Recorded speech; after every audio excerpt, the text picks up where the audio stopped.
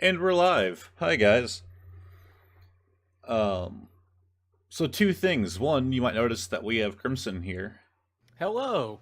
Would you like to introduce yourself, Crimson? Yes, my name is Crimson Casualty. I am also a pokey streamer slash variety streamer, although, as Perk and others will be quick to tell you, I have been a bit lax on my schedule, but, just a 24-year-old grad student that loves talking about video games. So thank you very much again, Seeker, for having me on. Yeah. Um, yeah. Speaking of the stream schedule, I understand that feeling. The last time I streamed was on Tuesday, and Faith, that's because I think I'm actually getting sick. Oh, no. But you might also notice that my face is not on this stream. You're welcome. Um, my my webcam died.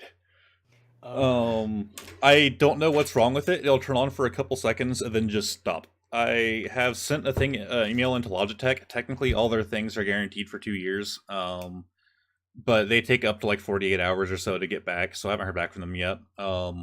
There's still some more things I want to try, but I didn't really have time before the podcast. And I said, "Fuck it, I'll just take 2 minutes to make this graphic of my camera being dead." I love the fact that it's got the 920 underneath the gravestone. Do what? The graphic of the Yeah, actual yeah. camera underneath. It's like, here lies Seeker's camera. Yeah, that's it. I wish gravestones had had pictures of the dead people on them.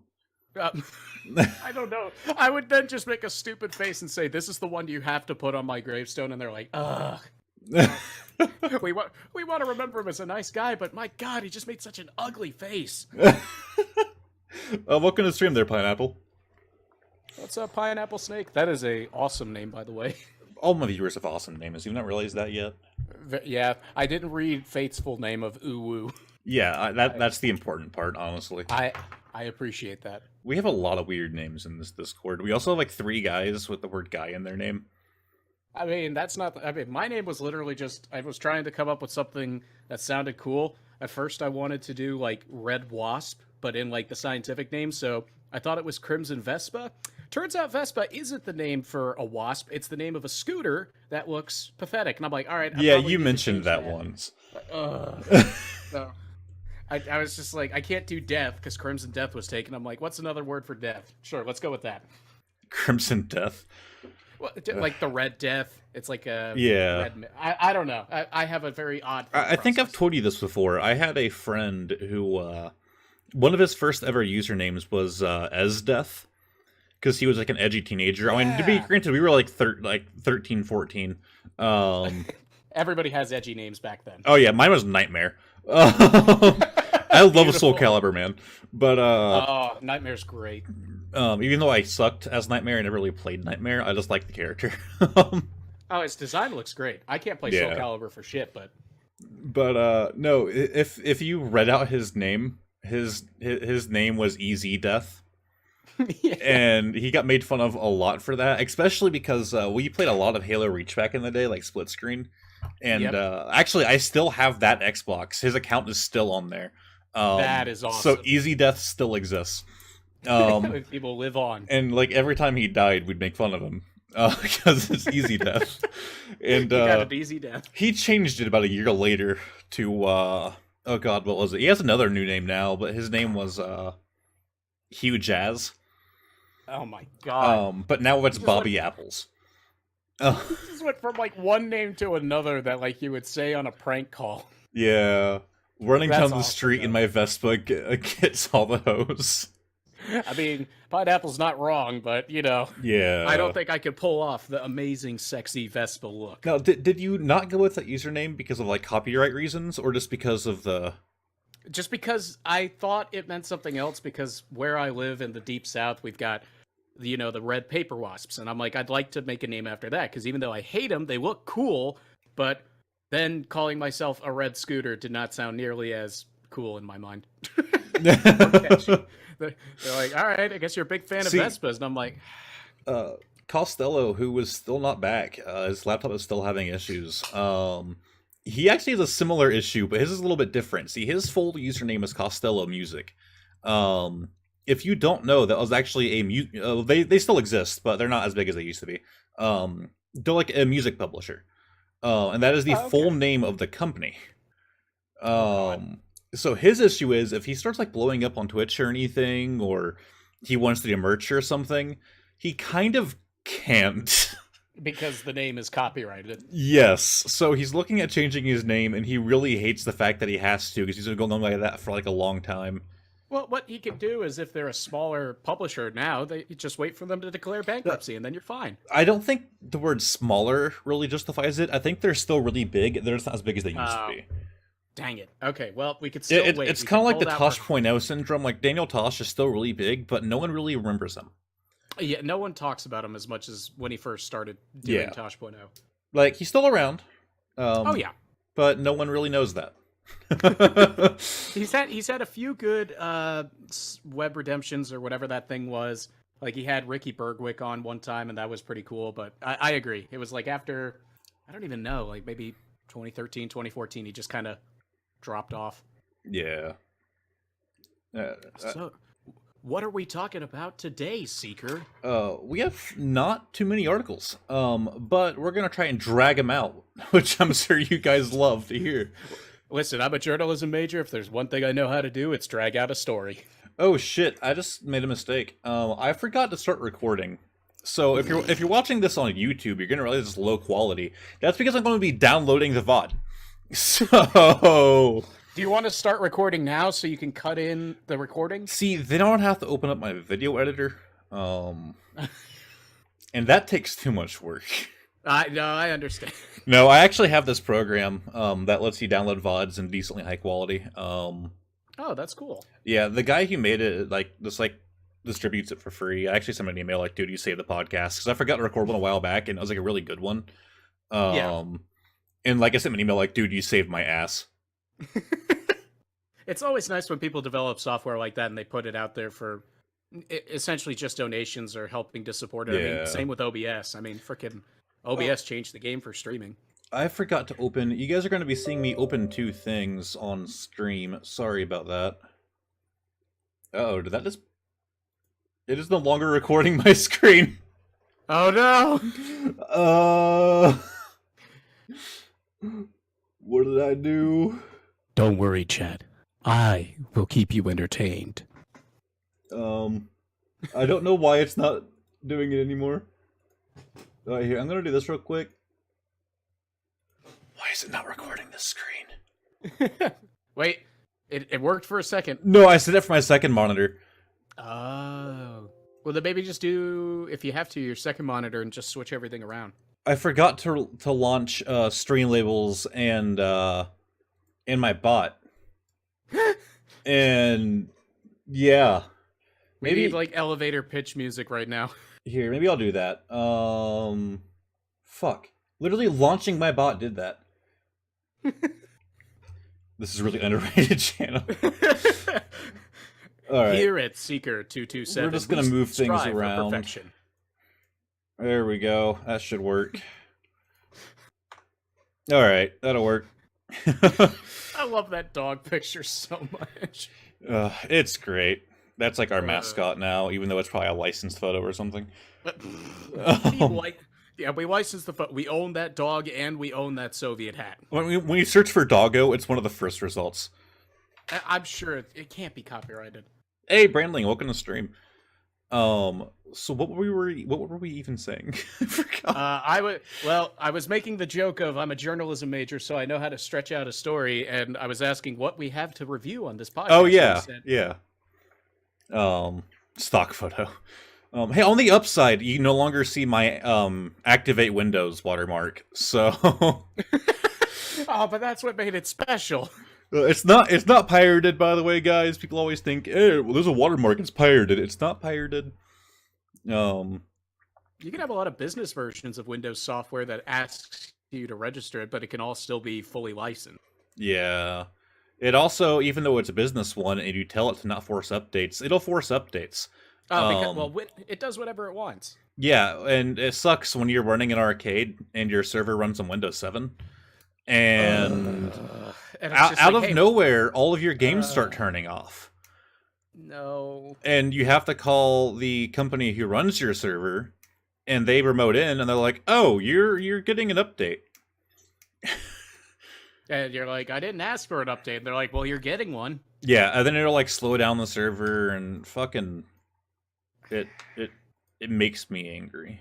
Well, Windows 10 now costs money, which I find kind of Well, funny. Windows 10 always cost money. Well, no, I meant back like when you had Windows 7, you got a billion, hey, upgrade your software to Windows 10, but now it doesn't do that anymore. Now you just have to buy it. It really should, because if you don't know, we actually talked about this in the last podcast. Windows 7 is going away. Starting in 2020, I think it's early 2020, they're dropping support for Windows 7.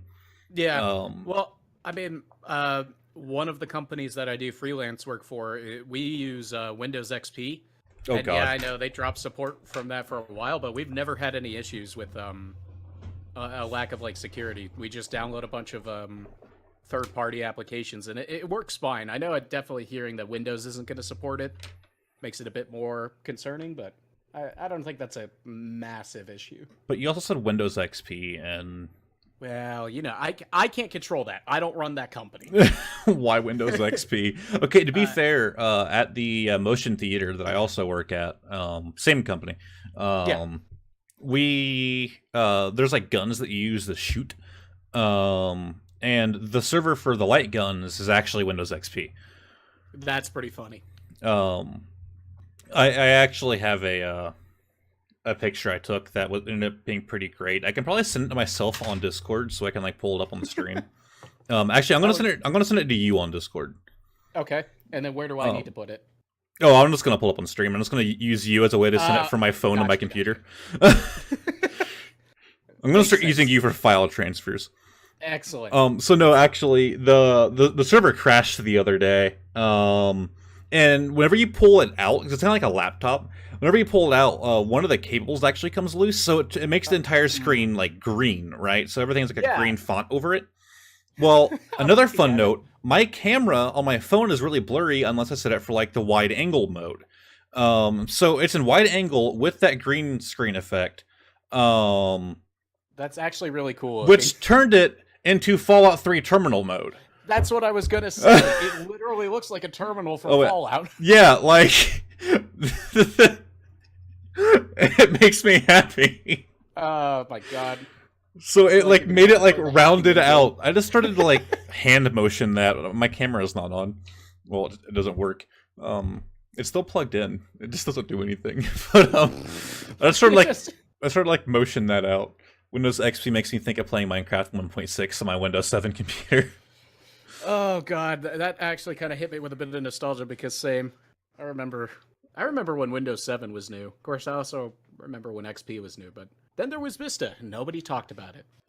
Yeah, Vista wasn't bad. It was just the awkward stepchild. Yeah. I know what it's like to be there. Well, I was the firstborn, so I got adequated pretty quickly. Yeah, I was not. All right, let's get... Favoritism's on the second child exists, folks. Don't let them tell you different. See, I was the middle child. Ooh. So I had the little sister and the older brother. The worst genders you can have for either of those. Exactly. If they could have just been reversed, I feel like that might have been a little bit better. Yeah. Because like they would have seen like the older sister like hit the teenage years before me and saw how much of like a pain in the ass. Yeah. You know, that was to raise a teenage girl, and then like I hit it and I just get quiet.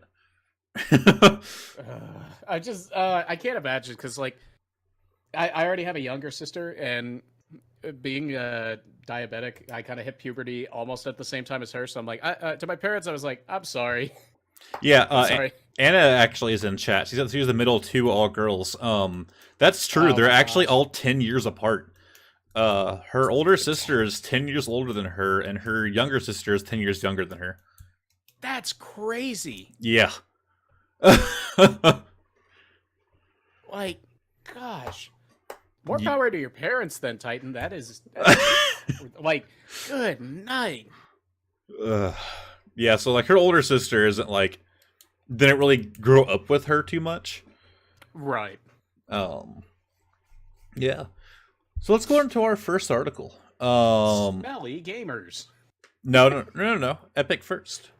We generally go in order, but you did post the other one that we'll talk about when we do the Switch thing. Gotcha. Time to get my zoom in set. So this is actually one that I had planned for the last podcast. Actually, hold on a minute. Let's see here. Please hold. This one was on the last podcast. I'm looking at the wrong part. We talked about this one already. Here we go. So yeah, you are correct. It is the Smelly Gamers one. Yay! See, I saw Yu-Gi-Oh one on the other one, so I was thinking it was the same thing. We actually talked about Yu-Gi-Oh last podcast too. Really? Ironically, like Yu-Gi-Oh's like not popular, but It's starting to get back there because Konami decided to pull their head out of their ass and go, maybe we should start treating our players like actual players. it goes back and forth. Like It does. Yu-Gi-Oh will get really big because like other card games like start dying off, and people are like, "Hey, remember this one?" But then like they'll like release like 30 cards and then ban all of them from like tournament play, and people are like, "Fuck this!" Like, because like they'll release like. I haven't played. I've never played like professionally, and I haven't really kept up with Yu-Gi-Oh in a long time. The complaint that I always hear is that they release like a new set, which have a couple hundred cards in it somewhere, a good amount, and then they'll realize that oops, these ones are all broken, and they'll ban all of them. And it's like balance it before you release it. Overwatch. I can give you probably the worst example of that. The latest series of the anime.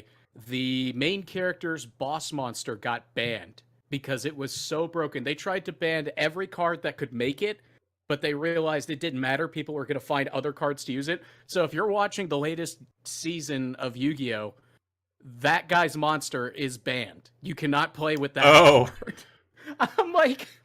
I'd be like, well, Dark Magician's too broken. We got to ban him. We got to ban Blue Eyes. Yeah, no more Blue Eyes. Sorry, guys.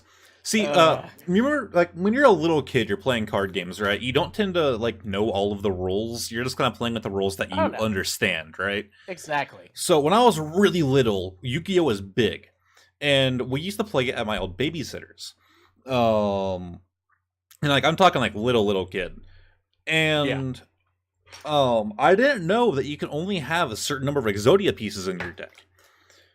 And we kind of made a deck out of Exodia pieces. Now you might be thinking these pieces are really rare, right? These Exodia cards are kind of hard to get your hands on, especially back then. Well, that's because they were fake and we didn't know it.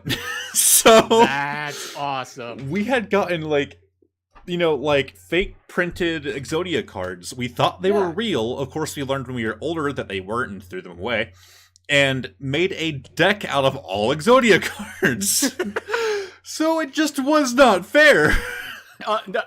Listen, I have a similar story. I had that with the 3 Egyptian god cards. Back in the day, they weren't playable cards. They were just like different colored collectible pieces. They weren't made playable until probably 7 or 8 years ago. But back when I was maybe 8 or 9, we had fake versions that took the anime effects and put them on the card, and we used those. It was great. That's pretty awesome. So, one thing you guys might know about is that when you go to conventions and tournaments and stuff like that, like Comic-Con kind of deals or like gaming or card tournaments, a lot of these nerdy people tend to not understand what a shower is. Or just hygiene in general. Yeah, now it's not just that community that forgets this. I'm sure any of you who live in the South will understand that it's not just the nerds who do this. Amen. Yeah, but it's still really well known. Like Comic-Con, people don't wear deodorant. So now these are not the first people to do it, but this is like a bigger, like it's catching on right now. Yu-Gi-Oh! Tournament are banning people who smell bad. Yes. So the way that it works is you will be asked to clean up your hygiene first. If you continue to show up, you will be counted as a match loss. And if you continue to just show up to different events and they have you on file, they will ban you for smelling bad. Yep. Now, when I was reading this, it actually reminded me, in our like employee like handbook that we have at work, we actually have the same rule. If you come to work smelling bad, we can send you home. If it becomes a problem, you're fired. It Um, makes sense though. and we had a guy a while back who literally smelled like he pooped himself 24/7. So he was like in the back room, which is a small room, doing his training on the computer. And by the way, I'm the technician. I use that small back room to work on stuff. So I'm back there with this dude who annoys the crap out of me because he started out as a customer. And Yeah. I always hated when he would come in because it would smell like he pooped himself. And you couldn't be in the back room with this man. And he worked for us for a couple days. And then I'm not going to go into the details why, but that is not the reason he got fired. But I couldn't have been more thankful. And I remember learning a little tidbit that was one of the reasons he did. Because I knew what he did was like, it was bad. He shouldn't have done what he did, but it wasn't a fireable offense. But they were like, hey, this guy smells like he shit himself, and he did this. Get rid of him. We can add those two together, and they kind of compounded to a fireable offense. Yeah, no, understand, we're in Tennessee, we're known as a fire at will state, so we can fire you for any reason. We don't have to have a reason. So we didn't have to even tell him, hey, you smell like ass. We could have just said, not working out, see ya. But if you guys don't know, just a little warning, if you ever like, or you're in a fire at will state and you get to a position where you can fire people, you cannot give them a false reason. If you give them a reason, it has to be legitimate, or they can't take you to court like any other state. Yeah. So if, I fire someone for saying that they never showed up to work on time, but they had perfect attendance and they can prove it, well, they can get you for false termination. Yeah, which is not good. But if I just say, I don't like you, you're fired, that's a fact. So... Oh my god, I don't like you. Yeah. Or, in the case of Yu-Gi-Oh! Tournaments, you smell like ass, please go take a shower. So, as the quote says here, you are expected to be clean when you enter a tournament. Neglecting to wash or put on clean clothes contributes to an unpleasant atmosphere at the event, as the tournament can be crowded and the day can be long. Persons who neglect self-care to the point that they are negatively impacting the tournament may be asked to correct the issue in order to continue the event. In other words, reek of ass, you shall not pass. I love that summarization. I do too. Hey, Panda, welcome to stream. It makes a lot of sense too, because not only, I mean, I can attest to this from a personal perspective. I do not smell like I shit myself, but if I'm in a hot room for multiple hours, I will be the first to say I can contribute to the BO problem. And even if I shower, I will usually have to bring some form of backup if I go to an event, because not only is BO a problem, but when you have several hundred people crowded into a convention it gets really room, hot. That body heat just turns it into a sauna. Bye, Anna. I'll see you in a little bit. Okay, so Panda understands. They're a work at will. That's what it's called. I call it fire at will. I prefer that term. Fire at will just sounds like they could shoot you. I mean, I don't see why not. No he is in Texas. Yeah, there we go. Now this isn't the first time this has happened.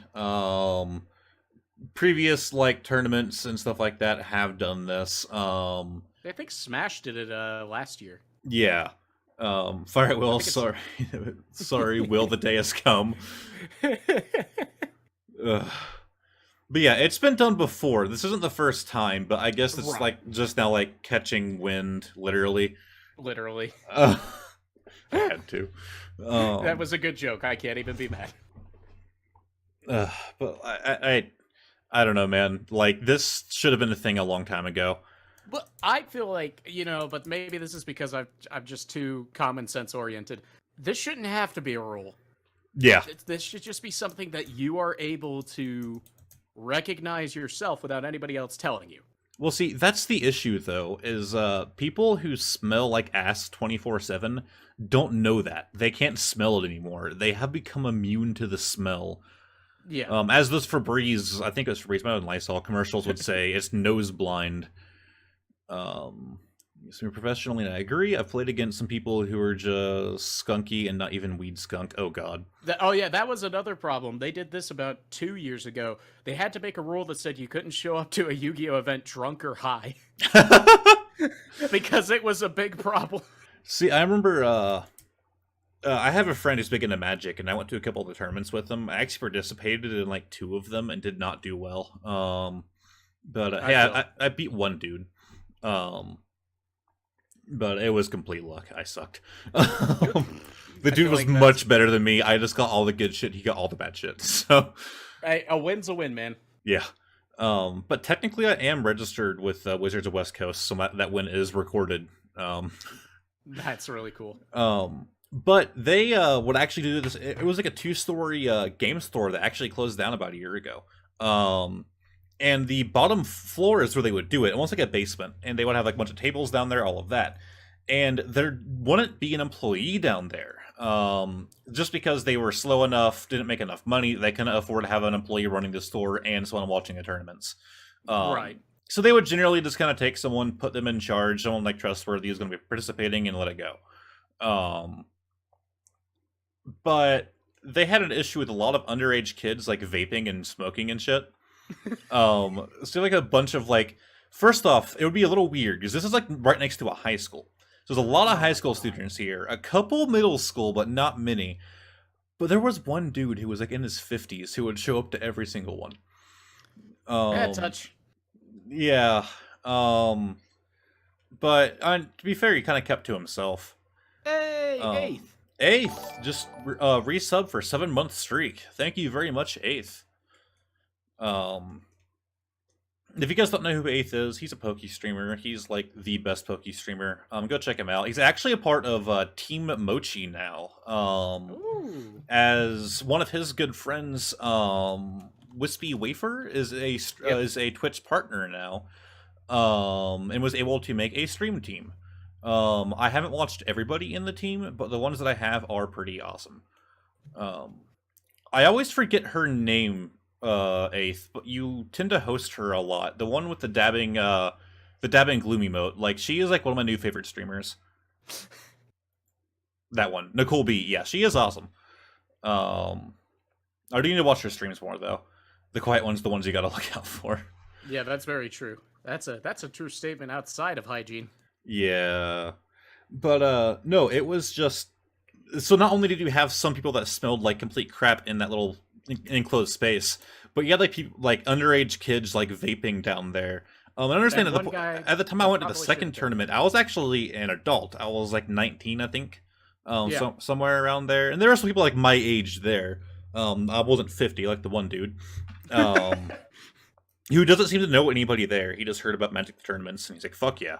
I feel like that's worse, but all right. Yeah. But yeah, that's what I was saying, is it's kind of bad he doesn't know anybody there.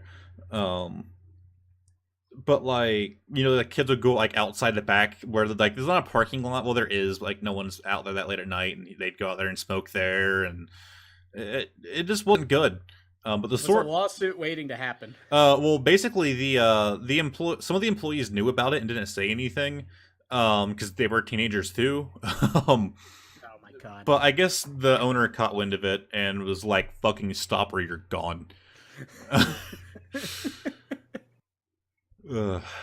And then it closed down. So, rest in peace, Magic Place with bad hygiene and smoking. I think I've mentioned this on the podcast. If it wasn't the podcast, it was just on stream. But I actually had an incident where back, because like I said, I played Magic loosely. I went there and sold. At this point, they actually stopped accepting a lot of cards. If they were low valued as bulk cards, you couldn't trade them in for credit or for money, because they had so many bulk cards being sold to them that they just did not need any more. They couldn't turn around the inventory. Yeah. Plus, their employees hated it because they'd have to sort through all of them. And I had like a few thousand. So they wouldn't take them. But I went through and got all the higher value ones out of it. And I ended up having a decent amount of money that I used for in-store credit, because my goal was to buy a Switch through them in about a year or so, right? And now I don't live in this area anymore. Well, it is where I went to high school. It's about a half-hour drive from where I am now, so it's kind of out of the way. There's another local like retro game store out here that I love going to instead. Better prices, really cool environment. Is that their slogan? No. Better prices, really cool. I actually know the owner. He's a really cool dude. Oh, that's awesome. Yeah, my brother actually helped him move store when they had to change locations. Oh, nice. But and they're actually doing really well for themselves. But they also don't do magic cards. But Oh, feels bad. they refuse. They're like, no. They're like, we don't need that environment. We like the store smelling good. Yes. But where was I going with that? Oh yeah, so I ended up with a decent amount. I actually had that one Jace card that when it first released was like $100 like in value, and by the time I sold it, it was like 50, but still. It's a $50 piece of cardboard. Right. So I traded it all in so I can get back and get a Switch later. Well, my friend who actually worked at the store for a while, he ended up leaving because they don't pay anything. Yeah. He didn't tell me that they were closing down. So all I know is he comes back to town because he's in the military. He's back in town at the same time another friend of mine, he was in South Carolina, came back both around Christmas, this last December. So I go back out there to hang out with the two of them, and I drive by the store and there's nothing there. Oh no! And I was like, "You have to be kidding me!" Like I was already in talks about getting my Switch. I was like, "You have to be kidding me!" And like I ended up like we weren't able to see him because I ended up learning he wasn't able to come to town. The other person was, so I was hanging out with him. And I was calling him like, "Yeah, man, they closed down a while back." And I was like, "You didn't fucking tell me? Like, you know, I sold all my shit to them." Well, they still have a location up in Knoxville, but that is a pain in the ass drive I am not going to make. So I just ordered it on Amazon. I was like, I don't care about that fucking money anymore. Like, forget it. It's not worth the hassle. and my bulk cards I just gave to a friend of mine. Yeah. A coworker, actually. He's big on Magic. Oh, that's awesome. So I was like, here's a fucking box. Here's a shoebox full of commons. Yeah. I told him, like, there's nothing of value in there. I was like, you might find, like, a foil card that I missed. I was like, but there's nothing of value. Don't get your hopes up. Yeah. I was like, dude, I found an Alpha Black Lotus in there. And you're like, what? Yeah. I that was one of the cards I was keeping my eye out for. Oh my god. I actually bought a bunch of the old cards a long time ago. It's kind of like making sure you didn't have that one out of it, because then you're like, I can get more than a Switch. I can get a house. Yeah. Just typing that joke up. Yeah. I mean, it's ridiculous how much. Also, Panda, I think Crimson is your kind of humor. Dry dad humor with a dash of dark. Yep. I think you okay. I think you just described Panda. Isn't that all of us in some capacity? Yeah. It's definitely Perk. No, not to call him out in this video, but you know. All right, so I guess we're gonna move on to our second one. Yeah. Moving away from Yu-Gi-Oh! And moving on to exclusive game platforms. Moldy Toe. Yeah, so Moldy Toe. Yeah, that was in a really old Yu-Gi-Oh! Parody. That's great. So, Borderlands 3, a game I'm fucking hyped for, and I'm going to stream despite any of the bad shit that happens. I don't care if it turns out to be Fallout 76. I'm still gonna play it. No, I'm kidding. This article is kind of further in advance than the story I'm about to start off with. If you guys know about the Epic game launcher, game store, whatever, they've been buying out games. You already knows about this fucking story. They're buying out games to get them to launch on their platform exclusively or a timed exclusive. Generally, if it's timed, it lasts 1 year. So after 1 year, then it can go to Steam or anywhere else, but there really is nowhere else. It's just Steam. It goes to Steam and that's it. Who actually uses GOG? Let's be honest. No one. Yeah. I feel bad. Somebody in chat's gonna say they use it. Oh yeah, like I'm sure like Reddit users use it. Oh yeah. Dude, I actually started playing 76, put 12 hours into it with friends in a group. Oh yeah. Like 76 is beginning a lot of improvements, except for an article we're going to talk about here in a little bit. I was gonna say, except for an article in a few. So Borderlands is doing the same thing. Borderlands 3 made it a contract with Epic to do a timed exclusive deal. Now, on the upside, it's not a year. This is the first game to not do that. It's actually only 6 months. But to me, waiting 6 months to play it on Steam as opposed to the spyware-infested Epic launcher is not worth the wait. So, I hate to say it, I'm going to buy it on Epic, and that hurts. I don't want to do that. So, people were a little mad about that. Quite understandably. A little is a bit of an understatement. So they started review bombing the fuck out of Borderlands 1, 2, and the pre-sequel all on Steam. Yeah. Now, no matter what your opinion is, don't fucking review bomb. Like, yes, the company had an issue. Like, they did a dumb. For the most part, that's on the publisher. But Yeah. if Borderlands 1, 2, or the pre-sequel were good games, don't write bad reviews, because you're going to deter other people from buying and experiencing a good game because of a mistake that they made 5-6 years after they released that game. Well, not even the developers, more the publisher. Yeah. Like, so if you're gonna complain, it's like, one, do it civilly. Half these people are like, take to "How social fucking dare media, you?" don't But- take to Steam. do social media, but direct it at the publisher. Don't be giving hate to the people that actually develop the game, because then they're just gonna be like, well, great, everybody hates us. And I could be wrong, but I think Anthony Birch, he wrote the Borderlands 2 and the pre-sequel. If he wrote for this, then fuck people who are targeting them, because he's a really cool dude. Yeah. I see some articles that's in the Oh, that's cool, Panda. So it's been getting review bombed, and what's the dude's name? Randy Pitchford, the Gearbox CEO, kind of was getting a little mad about it, and he said something that's not quite true. But he said, not cold at all to misuse a system like this, and and shame on Steam Games for allowing it. That part, shame on Steam Games for allowing it. Two things to note where he really messed something up here. One, I agree with the Steam stance to not censor people and to not censor the games on their platform. If you have an issue with a game, then don't buy it. Yeah. And if you have an issue with someone's review, like, everybody loves this game and you love this game, but these reviews say they don't. People have opinions. What? I I know. was not aware of this. But what I guess Randy Pitchford doesn't realize is that Steam isn't tolerating it. See, while the reviews are still live, they do not reflect on the actual game rating itself. Because when they see a massive amount of positive or negative reviews popping up at once, they negate them. Yeah. So while they're still visible, they don't affect the game's actual score. They're still sitting at like 90% on Steam or something along those lines, like this article says. Yeah, but I'm almost not perturbed by that statement. It was his next statement, in my opinion, that kind of crosses over a little bit more. Ironically, that the misuse is possible, and the Steam has no interest in correcting this.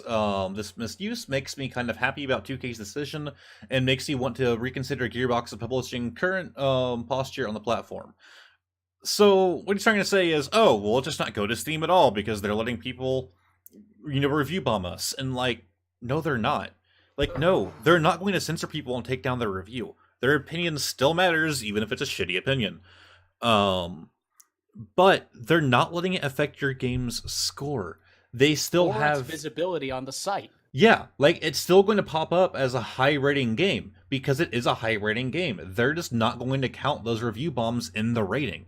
So like, I don't see the issue here. And then somebody actually goes and reads the reviews. So let's say they just look at the percentage score, right? They look at the percent score and they're like, hey, this is a good game. They buy it. Let's say that's not good enough for them. They want to know what's good about it, what's bad about it. So they scroll down to the reviews. They're going to see the negative ones and see that they're bitching about Borderlands 3 and not the actual game. I know it's hard to believe, but consumers have thinking capabilities. Should I redo my what joke? Or is that just self-evident enough? Yeah. Like I agree the average person is pretty dumb. But and as I've learned of working at an arcade, people don't know how to read. But they'll see that 90% and call it good, the people that can't read. So just saying, we'll have a store closed sign and people like they're going, "Hey, why are they not open?" Like, do you see the sign, sir? Like, they're like pull on the doors and like in the mornings when the sun's shining so they can't see inside the arcade, they'll like put their hands up to the glass to cover their eyes so they can see inside. And it's like, yeah, the doors are locked, buddy. It's like at the end of the day, all the points you made are essentially valid in negating that statement of, well, I think we'll just have to reconsider 2K publishing or Gearbox publishing everything on Epic. That's not gonna fix the problem. Yeah. Because then you would probably get into the issue of people boycotting the release, and then they're not going to buy the game at all. Well, that's the thing. They're already going to get boycotted for this. But Now, if they continue to go forward with that statement, the boycott's only going to get worse. now there is one thing. One, the game is really popular. The series is really popular. So Yep. they're still going to get a lot of sales. But there's another big thing that might make it harder for them. Well, for us to hope for it to come to Steam, which it will eventually. I guarantee it. But one, it runs on Epic's engine. And if you don't know, to use Epic's engine, you actually have to cough up 5% of all of your game earnings from that engine. Well, Thanks, Epic. if you release said game on their launcher, that 5% cost is now waived. So let's say Steam's already going to take 30%. Well, now you're actually losing 35 because 5 is going to the engine that you chose to use. But That's because interesting they're... because 5% will go to the publisher of the game and not through Steam. No, it goes to Epic because they created the engine. Right, but because they're using the engine, I felt like that would come out of the marketplace trying to run the game off of it, not the publisher. But that's interesting that they would just then tack that cost onto the publisher rather than going, hey, Steam, you're taking 30%, we'll take 5% of that 30% since you're using our engine for the game. No. So Steam still takes their whole 30%. Right. No, that's what I was saying is that's interesting that it's now 35% total for the publisher on Steam if they have an Epic game engine. Yeah. So it's another incentive for them to use Epic, because Epic's like, hey, if you use our engine, we'll waive that cost. But not only that, but they only take 12%. So they're gonna make a lot more money off of this than if they released it on Steam. So they might be able to make up for the lack in sales based on those price cuts. Yeah. Which definitely sucks pretty bad. It does. The only, I guess, silver lining in all of this is it really should be a kick in the pants to Valve to become more competitive now that they're not essentially a monopoly on the PC game market. I don't fully agree. See, it's the sort of thing that it's like, competition is always somewhat good for the market, but I can definitely agree with the amount of qualms that people have and how pretty shitty ethics-wise it is to just be like, this is the wrong we're one. just going to time exclusive this on Epic. This is the wrong one. Bookmarks. Come on, do what I fucking tell you to do. Oh, I swear I had it bookmarked. Huh.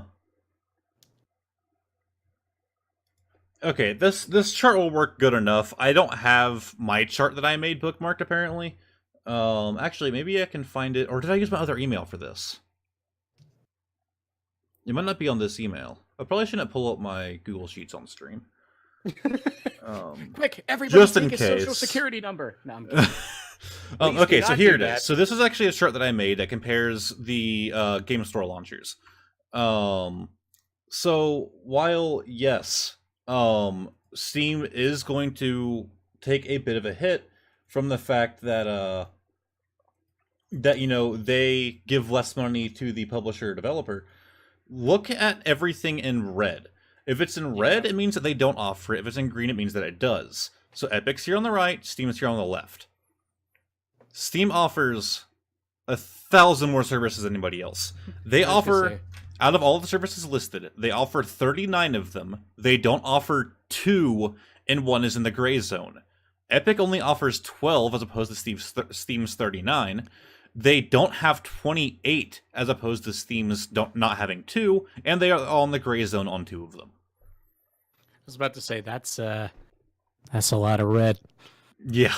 And you'll see that across the board, to be honest. There's a lot of red. Well, that's what I was going to say. It's like not just the Epic launcher, but zooming out, just overall, it's like, good night. Yeah, like Steam offers a lot more than anybody else. Of course, you putting Uplay and Origin in there to begin with is incredibly generous.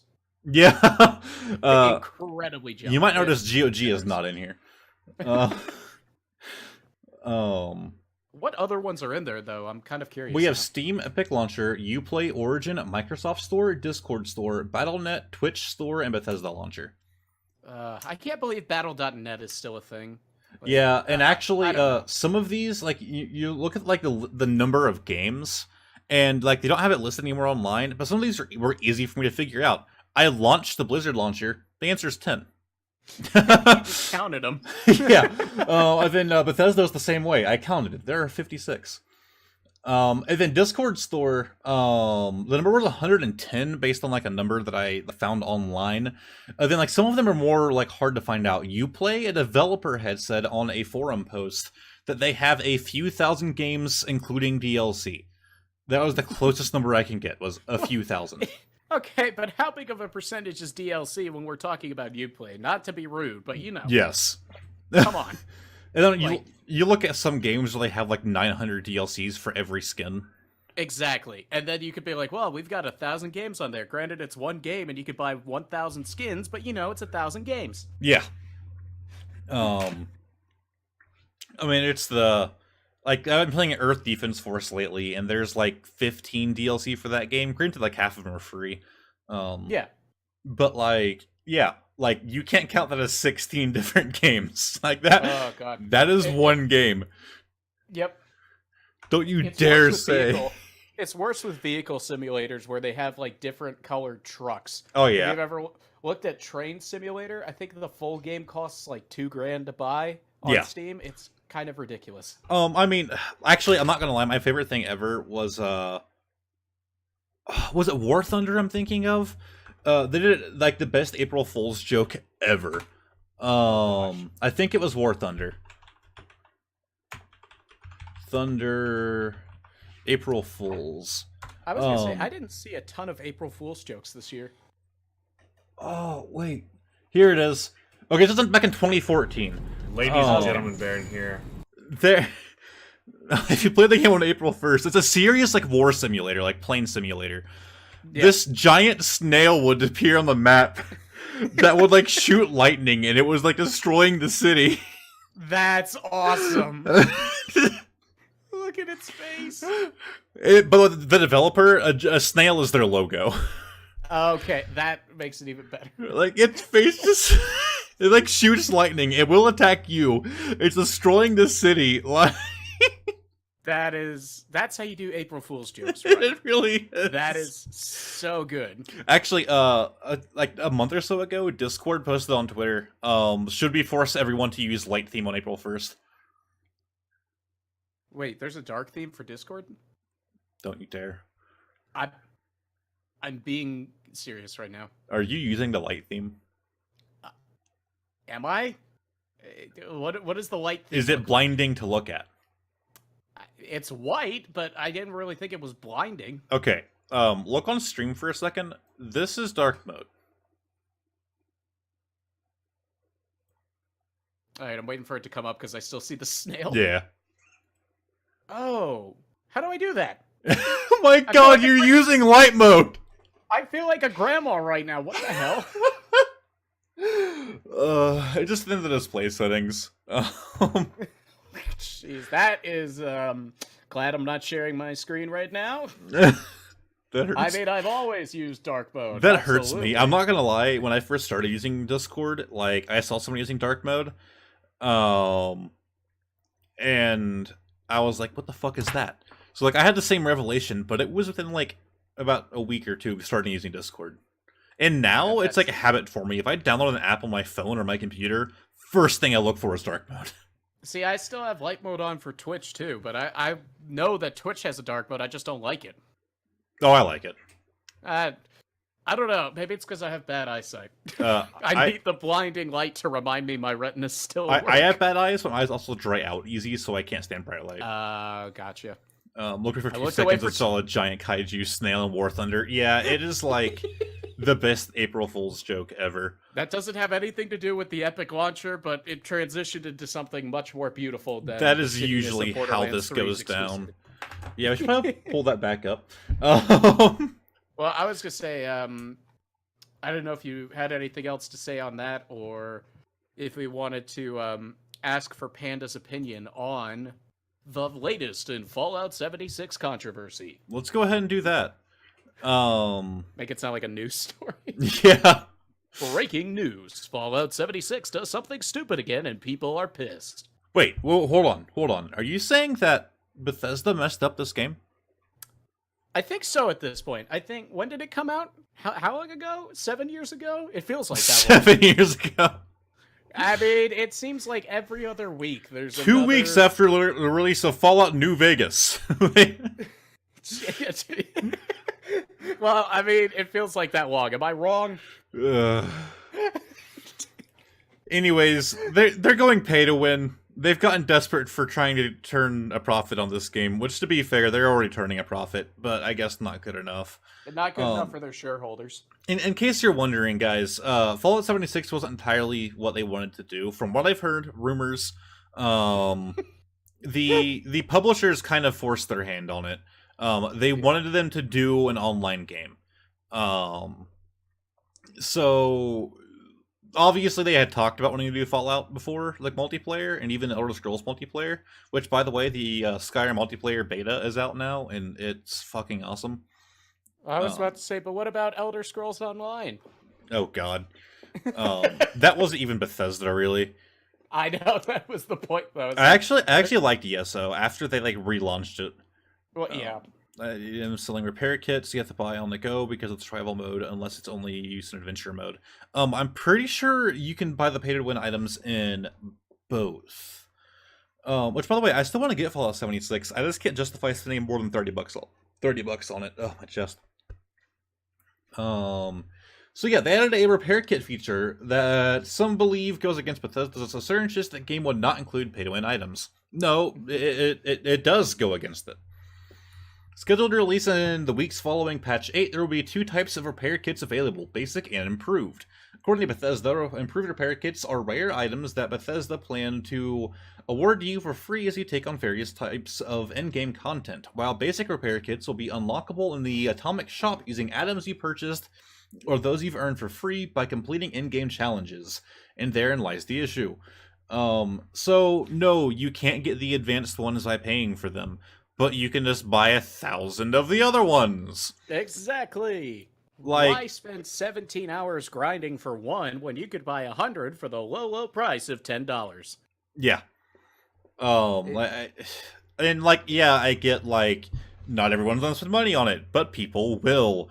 Because you have a lot of people out there that we call whales who will spend a lot of money on a single game that they get into. Which, by the way, my opinion on whales are, like, from working in the industry that I do, they're either really chill people or they are complete assholes. There's no in between. I hate to say this, I was a whale for a while on, you told me about this. League of Legends. Yep. It was bad. Like, I think I dropped 3.5 thousand. I had a friend who was a whale, but not in the way that League would have wanted. He just played the game 24/7. He was a physical whale. Yeah. I was friends with a blue whale. he would wake up and start playing League until it was bedtime. Like he was getting like skin after skin after skin because that's all he did. Like to him spending money would slow down his skin unlocking abilities. That proves I'm an adult because I would do that back in the day, but now I'm like, I've got stuff to do. You can kill or find X amount of things. You each have to do it. It's annoying. Yeah. Which is the worst thing in multiplayer games, where if the quest is go collect 5 skulls, and one of you collects 5, but your party member hasn't collected any yet, guess what? They don't get to turn it in. Yeah, because you got the 5 skulls, man. My friend didn't work for 20 seconds to find those skulls lying 3 feet next to the NPC. I did that. Oh, what was that game? Ragnarok 2. It was one of the first MMOs I ever got into. Looking back, it was actually okay. Like, it wasn't the best, but me and my ex were really big into it. We played it like crazy. And it was very cartoonish, kind of MMO. But that game actually did the opposite. Let's say I had completed the quest, but she hadn't. If we're in a party and she accepts it, I'm considered as doing the quest for the second time, even if it's not a repeatable quest. So I can actually get repeat rewards. However, certain rewards will be like barred off. Like, hey, no, like you can't farm this. You already got that. Nice try. Yeah. But like, if the mission is like, go kill 10 things, and I just sit there and she goes and kills 10 things, it counts for me too. That's how it should be done, in my opinion. Yeah. And like, yeah, I've already completed the quest, but she hasn't, so I can still help out with it. I do like the fact that loot isn't shared. Separate loot is always, yeah. I appreciate that in any game. I like the ability to get separate loot, and then I like if you do shared loot, do it to where everyone gets the same amount of a thing, and you're not splitting it up. Like, let's say we do the quest for 5 skulls, and I'm in a party with Seeker and Panda, and we're supposed to get 1,000 gold from that quest. If you're gonna do sharing, all 3 of us need to get 1,000 gold. Don't be like, well, we split it 3 ways, you all got 333. Yeah. Well, 333.3 repeating. Well, I'm sure they would round down because they're like, well, they're dumb. They're not going to know math. Round up. One of you gets 334. No, then there's going to be a fight because Seeker's going to be like, Panda, how dare you get that extra gold piece, especially because I got 3 of the skulls. And Panda, I will kick your ass. I'll just be standing over there quietly. Well, it's kind of like that thing with Borderlands. So let's say like you're grinding to get the conference call, and finally one drops.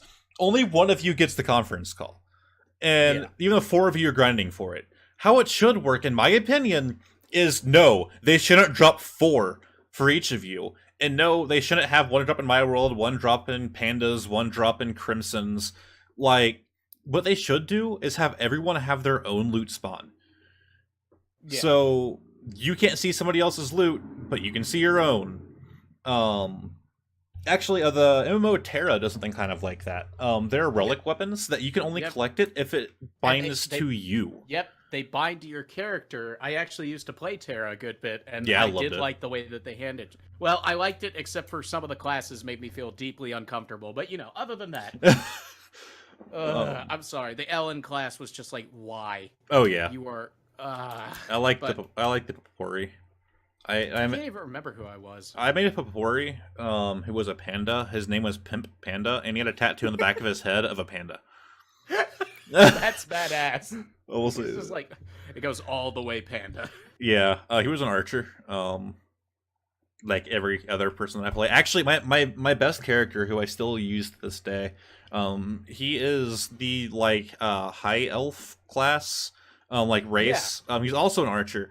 But I played during one of the summer events a long time ago where you could get a skin, whatever armor you're wearing, it kind of replaces that cosmetically.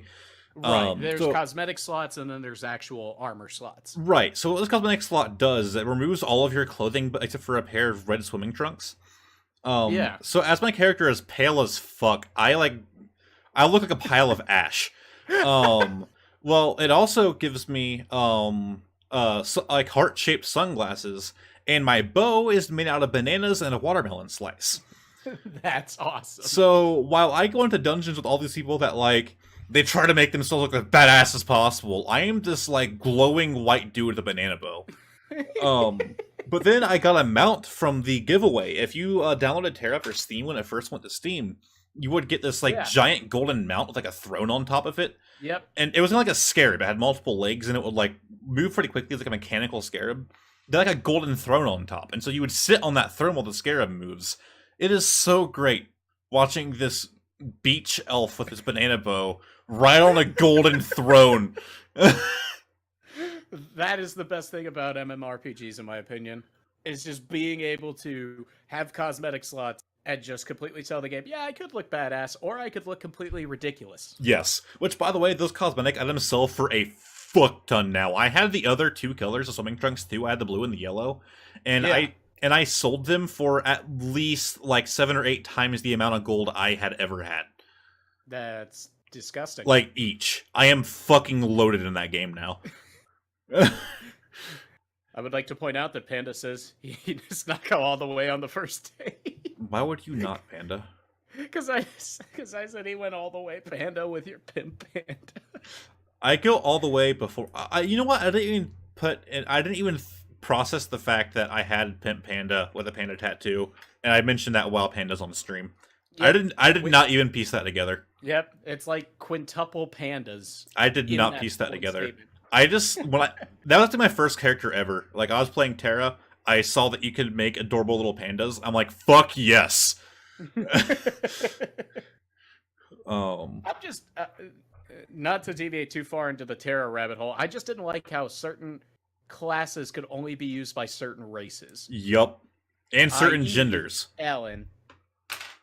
Freaking Ellen's had all the cool classes, but I could not play that class in good faith. I'm sorry. It's like the brawlers. The play as a brawler either had to be a high elf or a Kostnik, and you had to be female. Yeah. Like, why? Like, well, I don't mind being female. Like, I mean, I'll argue the same way that, like, Aaron Hansen from Game Grumps has argued. If I'm going to be staring at a character's butt for 700 hours, I don't want it to be my butt. Yeah. But no, like, what I'm saying is, like, one of those, like, begins with the B, the really big guys. Like, I want one of them to be a brawler. They're fucking huge, and if you guys don't know, brawlers have giant fucking, like, mechanical, like, fists. Yep. And I would love to see that on them. Let me look it up. Terra Brawler. So this is the Brawler class, and you can only do it as the High Elf or the Kostnik, and you have to be female. Like, look at those giant fists. Like, the big guys are called, I think they're called Barakas. Is that it? Yeah. Let me look up Terra races. Terra racist. It's like, no, Crimson, that's not what we're looking up. These are the Ellen. They're just like so. Now that you got the context, they look like 12-year-old girls, maybe even younger. It is Children not of okay. the goddess Alinu. They are the personification of aesthetic beauty and peace. No. And these are the Papori, where you can make a panda. The panda is infinitely better. Case closed. Yes. They're like the male equivalent. Papori can only be male, and Ellen can only be female, which is weird. I'm wondering if they breed with each other. Because Ellen have, like, animal characteristics. Like, so are the males just born as Papori? Like... I don't know if I'm comfortable answering these questions. Okay, it's probably hard for you guys to see, but you see that giant fat guy? That's who I want the brawler to be. Like... That's either the Amon or the Baraka. I can't remember which one. Which, I remember I made a Lancer, and I made that a Lancer. And it was fucking ridiculous, and, like, I did not understand, like, why you would want to do that, because Lancers are already slow, and this race is slow, and it was fucking hilarious. Well, I mean, you gotta be super slow. And I got it decently high level, too. I was like, I'm gonna do this shit. Hi, Anna. Like, I kind of love the Gunner class, even though, again, Gunners were also restricted to, you guessed it, High Elves and the other class of female. Yeah. But, I mean, it just had a cool freaking kit. I like the kit. We really went on a Terra rant. I like Terra. I remember I mentioned it. Biff McSkylark, he's the one who's hosting the Mega May thing. He plays it. He plays a lot of MMOs, and I actually mentioned it during one of his. He's playing Final Fantasy, and he was like, "Ugh, Terra," and I'm like, "It was fun. Fuck you." Like, he's like, "Well, you're out of the Mega Man." You're like, "No." Like, Terra was a fun game. It was. It was a little grindy, but I mean, that's pretty much what all free-to-play Thank you, lady. are. Anna brought me food from Dairy Queen. Panda Terra racists are the exact opposite of Captain Kirk, who was a space racist. I don't think it's exact opposite. If we're talking rants, I could talk for days about Magic the Gathering lore. Oh god, no. I could do the same thing with Elder Scrolls, so don't at me. Elder Scrolls. There's a lot of stuff, but it may not even exist. Yeah, I think. I don't know. I'm paraphrasing and probably getting 90% of it wrong. Yes, you already did. You're already dead. You already fucked it up, boy. There's these dudes. They shout. It can get really confusing, like, to be honest. Mostly when you're talking about the gods. I'm not going to really get into this too much, but I will say this. The gods can be confusing because different races and species have different names for the gods, and they will do different things in their lore, like in their religion, and it's like, which one is right? Like, well, they're all wrong because Sheogorath is the only god that matters. He's technically not a god. I don't care. He's not in my mind. He's a Daedra, which literally translates to "not our ancestor." But he's also the thing of insanity, so you know he could be insane enough to be a god. Yeah. All right, let's move on to what everybody really came here for: Switch leaks. Which one? We're going to do the one I posted first that you sent me, and then we'll do the other one. Okay. So I'm sure most of you have already heard about this. We're slow to the party, but I guess Best Buy accidentally listed this on their site. They listed it through their internal employee terminal. God, why right, was that and your employees that you pay $8 to $9 an hour are not being paid enough to keep their mouths shut. So it quickly leaked that Persona 5, Metroid Prime Trilogy, and Zelda: A Link to the Past were all leaked through Best Buy for the Switch, which I'm excited for because I don't have a PS3 or PS4, and I fucking love Persona. So I have a Switch, and I'm I'm hyped and hoping this is real because I want Persona 5. Here is something to give you a bit of comfort in the validity of these leaks. Joker coming to Smash also leaked through the Best Buy terminals. Yeah, and that was confirmed later on, right? It was. And so, that kind of helps with the validity of these. Yeah. Which is weird because we already know that Cuphead is coming to the Switch, but we don't have Cuphead coming to Smash. But we have a game that that isn't officially coming to Switch, and we have its character in Smash. How would Cuphead and Smash work? Oh, it could work, man. They have Game & Watch in there. That's true. But yeah, I really want this because I've never played a Persona game, I have never played a Metroid Prime game, and I've never played A Link to the Past, so I will get all three of those. So apparently they deleted it from one of the servers, like the information, but it's still in another one. Yeah. Where was that listed at? This is a long article. It is. I should take notes. I'm trying to look. I like how we're trying to find the information. Link's face perfectly reflected. Here we go. The listings of Best Buy's internal staff-only database were first leaked to Twitter a few hours ago, but since have been deleted, collaborated, and confirmed by other users to suggest no, that's not it. Where is it? Damn it! Wait, keep going down. I don't see it. Basically, they removed it from from that server that the employees can get into, but apparently it's still in a different one. So they still have not removed it. Yeah, they deleted the access in the terminal, but what they didn't delete, as that Japanese Twitter post says, was the source code for each of the games, which still exists on the website. So basically, if an employee tries to go into the internal terminals now, they won't be able to find it, but the source code is still there. They hid it. It's like when you hide a scene in Streamlabs. It's still there, but you can't see it. Yeah. The Streamlabs will actually deactivate it, so it doesn't take it more RAM. But well, dang it! There goes my analogy. Throw it all out. Start the podcast over. Panda, I'm gonna be killed for this, but I have actually not beaten any Metroid games. I played Fusion, but that was only because I was what was the thing they called 3DS? I'm not a big Metroid fan. Who did? It was like 3DS Ambassador. Was that what it was? It was like when you bought the system in the first 6 months before they did a price drop. Oh, okay. And they put some exclusive virtual console games on the 3DS that you could only get if you were an ambassador. Like they put Metroid Prime Fusion, Wario Land 4. That is both cool and lame. It is, but they should have given them like for free, and then sold it later on. They did that with NES games, but they said these GBA games are going to be only for the ambassadors, kind of as a apology, because it was like a $50 price drop. So they gave like 10 GBA games to people who paid $300 for it. Yeah. There's too much to say on this. Metroid Prime coming is interesting. If it goes on sale, I might pick it up so I can try out Metroid for, actually play it. Yeah, and then Link to the Past, from what I've heard, everybody's like it's the greatest 2D Zelda game ever, but I liked it. We had it on the Game Boy growing up, Game Boy Advance. Yeah, it was a lot of fun. I'm not the biggest Zelda fan though, mostly because I suck at puzzle games, especially like the open world kind of puzzle games. But it was a lot of fun, like from what my little kid mind can remember. We both have the memory of oh crap! I couldn't even remember the analogy. That's how bad it is.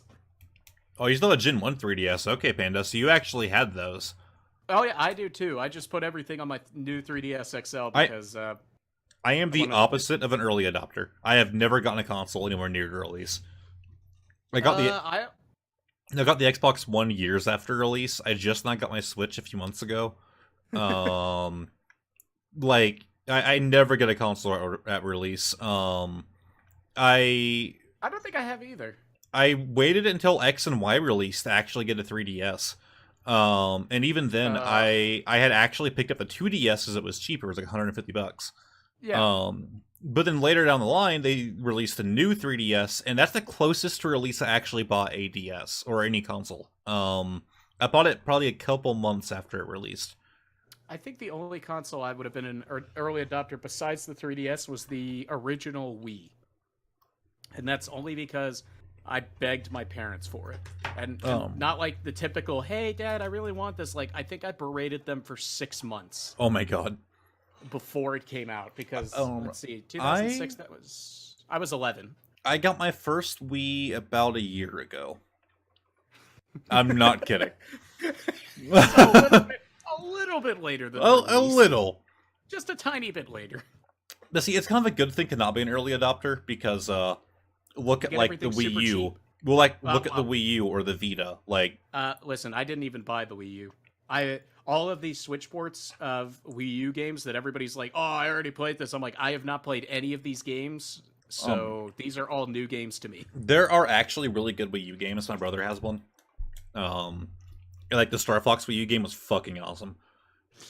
That one seemed to really either people loved it or hated it. They hated it because of how short it was. A lot of people said they hated the controls because you had to keep looking down at the gamepad to actually fire accurately. Oh yeah, that was kind of ass. So if they could port it to Switch, just take that bullshit out. Oh, Panda, see, you got a parting gift. I have a better story than that. Well, that sounds terrible. All right, let me rephrase it.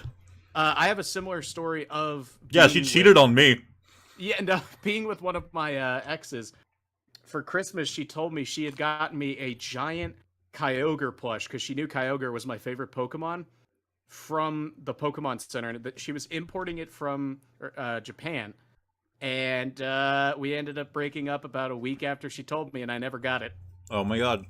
And I'm just trying to figure out now, it's been like 5 years. If I ran into her, I'd be like, what did you end up doing with that? Because it was not a cheap plush. Give it to her next boyfriend. Yeah, I was going to say, because she found somebody else. I'm like, I'm trying to look through his Facebook, like, does he have it? It's like, I don't even care about the relationship anymore. I'm like, where the fuck is that plush? Wait, Panda, you broke up because of the DS? No. That's actually pretty great. What? Okay, now... We have to put the podcast on pause or continue it, but keep looking at chat because I need to hear this story now. Yeah. Like, but, what did the DS do to cause your breakup? Who slept with it? Oh, no, she... Oh, she cheated on you. Okay, well, someone did sleep. Did you just say who slept with the 3DS? Yes. I don't know if that's a breakup worthy offense. I think that's more of a we need to have a serious No, that's breakup worthy. I'd be out. I'd be like, look, I don't like to kink shame. But I'm kink shaming. Yeah, but that one, I don't usually have sex with handhelds. He does it with home consoles, Dan. I would prefer you use a dildo over a 3DS.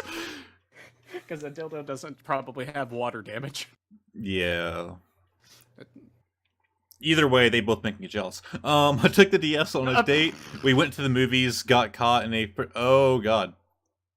So they were sleeping with the 3DS. They just took it to the movies. Do you like cuddle with it? They're like spooning. Sir, I appreciate you coming to see this film premiere of Batman and Robin, but you cannot spoon the 3DS on the floor. I remember I got Anna a stuffed animal, and for a couple nights she kept it between us in the bed. I don't know if that's how you go, wow, I got a really good gift, or holy shit, I'm about to be replaced. Both. She actually, well, my name's Nathaniel. She called it Nathaniel 2. Oh, no. I'm pretty sure it's what she called it. It was something along those lines. That's where you just break out in a cold sweat. Okay, Panda. At least there was consent. Can an inanimate object give consent? It depends. What do you consider an inanimate object? The DS. What did you think I meant? Oh, never mind. I was talking about them cuddling an electronic handheld. God, could hear the YouTube comment. Panda, stop. I mean, again, depends on your definition of masturbation. Oh my God, that depends on what your definition of the word is. Oh my god. All right. Let's So move on there's to the other Switch leaks. yeah. Read the full story. I have to sign into the fucking Wall Street Journal. What kind of link did you send me?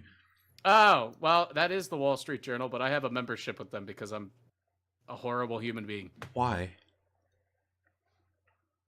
You can find other articles from it. Remember, Hold on, I let used me to find cheat another websites like this though, where they made you make it. When they made you make an account, see what they would do is like the website would load the whole article Okay. first and then I cover found it up. another one through The Verge. I'm So- posting it in the Discord. All right. Well, like if you just There you go. reloaded the article quickly and then canceled the Yeah. loading, you could see Yep. the whole thing without the ad pulling up. Yeah. I've got the full Wall Street article open in case we need to fact check anything, but Yeah. Oh wow! Really? First sentence. All right. Nintendo is working on 2 new versions of the Switch that could be released as soon as the summer, according to the report in the Wall Street Journal. what did I say? One of the models is said to be a cheaper variant, while the other device is reportedly has enhanced features targeted at avid video gamers, which would be great if I didn't just now buy my Switch. I'll fund the other one too, and then you can trade that one in. I'll sell a kidney, damn it. But I don't know what to think about this. Read the next sentence about the cheaper unit. So it'll omit the vibration feature. Who the fuck cares? Suggesting that. it won't have a detachable Joy-Con controllers at all. Yes That and just no. seems weird. I feel like if it's cheap enough, fuck it. Because like Yeah. I don't attach mine too often anyways. But I have to for streaming and stuff. And like I do prefer to play it on my computer monitor, but to be honest, I like to lay down in the living room and watch TV and play Pokemon or War Group or something. Yep. So I don't know how to feel about that. That makes it very much a this is the handheld version. Yeah. Now my question is would they still let you hook it up to a TV with a dock, but have a third-party controller? Or the Pro controller, would that still Yeah. be able to communicate? Yeah, that's what I'm wondering. Like, can I hook it up to a TV still? If so, okay, cool. Like, save money, buy a Pro controller. The focus was portability, so I wonder about if the dock would even be a thing, Yeah. or if they like go to a charger. Also, the Verge article doesn't say this, but Nintendo is also adjusting its suppliers for the new models. Sharp Corp, an Osaka-based company that had long supplied components to Nintendo video game machines, but failed to win a deal for the original Switch, is expected to provide liquid crystal displays for the new Switch machines. Really? Yeah, that's so they were a company actually that tried to compete heavily in the beginning to get that, like, Nintendo to go, hey, make our Switches for us, but they didn't get it. But new LCDs would be pretty good. Yeah. Because Sharp Corp makes some really good LCDs if you've ever seen them. But the only other thing that they really couldn't figure out, as the Verge article says, is it's not clear if this higher end Switch will be like the PS4 Pro equivalent of it. Granted, it's not going to be 4K. Probably going to portability, be what we're looking at, though. but like, there's definitely room because that Tegra processor, it's cool, but it's 4 years old. So even when the Switch launched, it was 2 years old. So there's already room for upgrades. Okay, that's how console releases work. I know. Like, PS4 Pro releases and it has, like, 3-year-old hardware. Like, that's how consoles work. I know. I'm just a PC gamer that's spoiled with graphics cards that I can I just know. buy the latest one. Like, I'm not always 3 years behind. Also, Panda, as long as it's not my kidney that you're selling, I'm cool with it. It won't be mine, but I'll sell one. Yeah.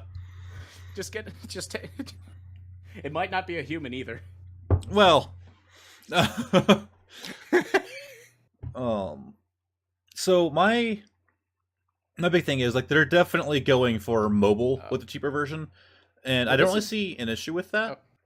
Yeah. But with the enhanced one, I hope it's more than just it runs faster. Well, it's interesting because apparently people have already tested this in the Wall Street Journal. I'll copy and paste this in chat as well, just so it's not like I'm just pulling this out of my ass. But that's from the article. You would be wrong to think the enhanced version is similar to what Sony did with the PS4 Pro, and the other is just a cheap alternative that looks very similar to some past handheld machines, say Sony's PlayStation Vita. One person who has used the new devices said. So it's interesting that they're making that comparison. It's like the cheaper version's not going to be like a dirt cheap version like the 2DS, but the super high-end one isn't going to be mind-blowingly better like the PS4 Pro. Yeah. I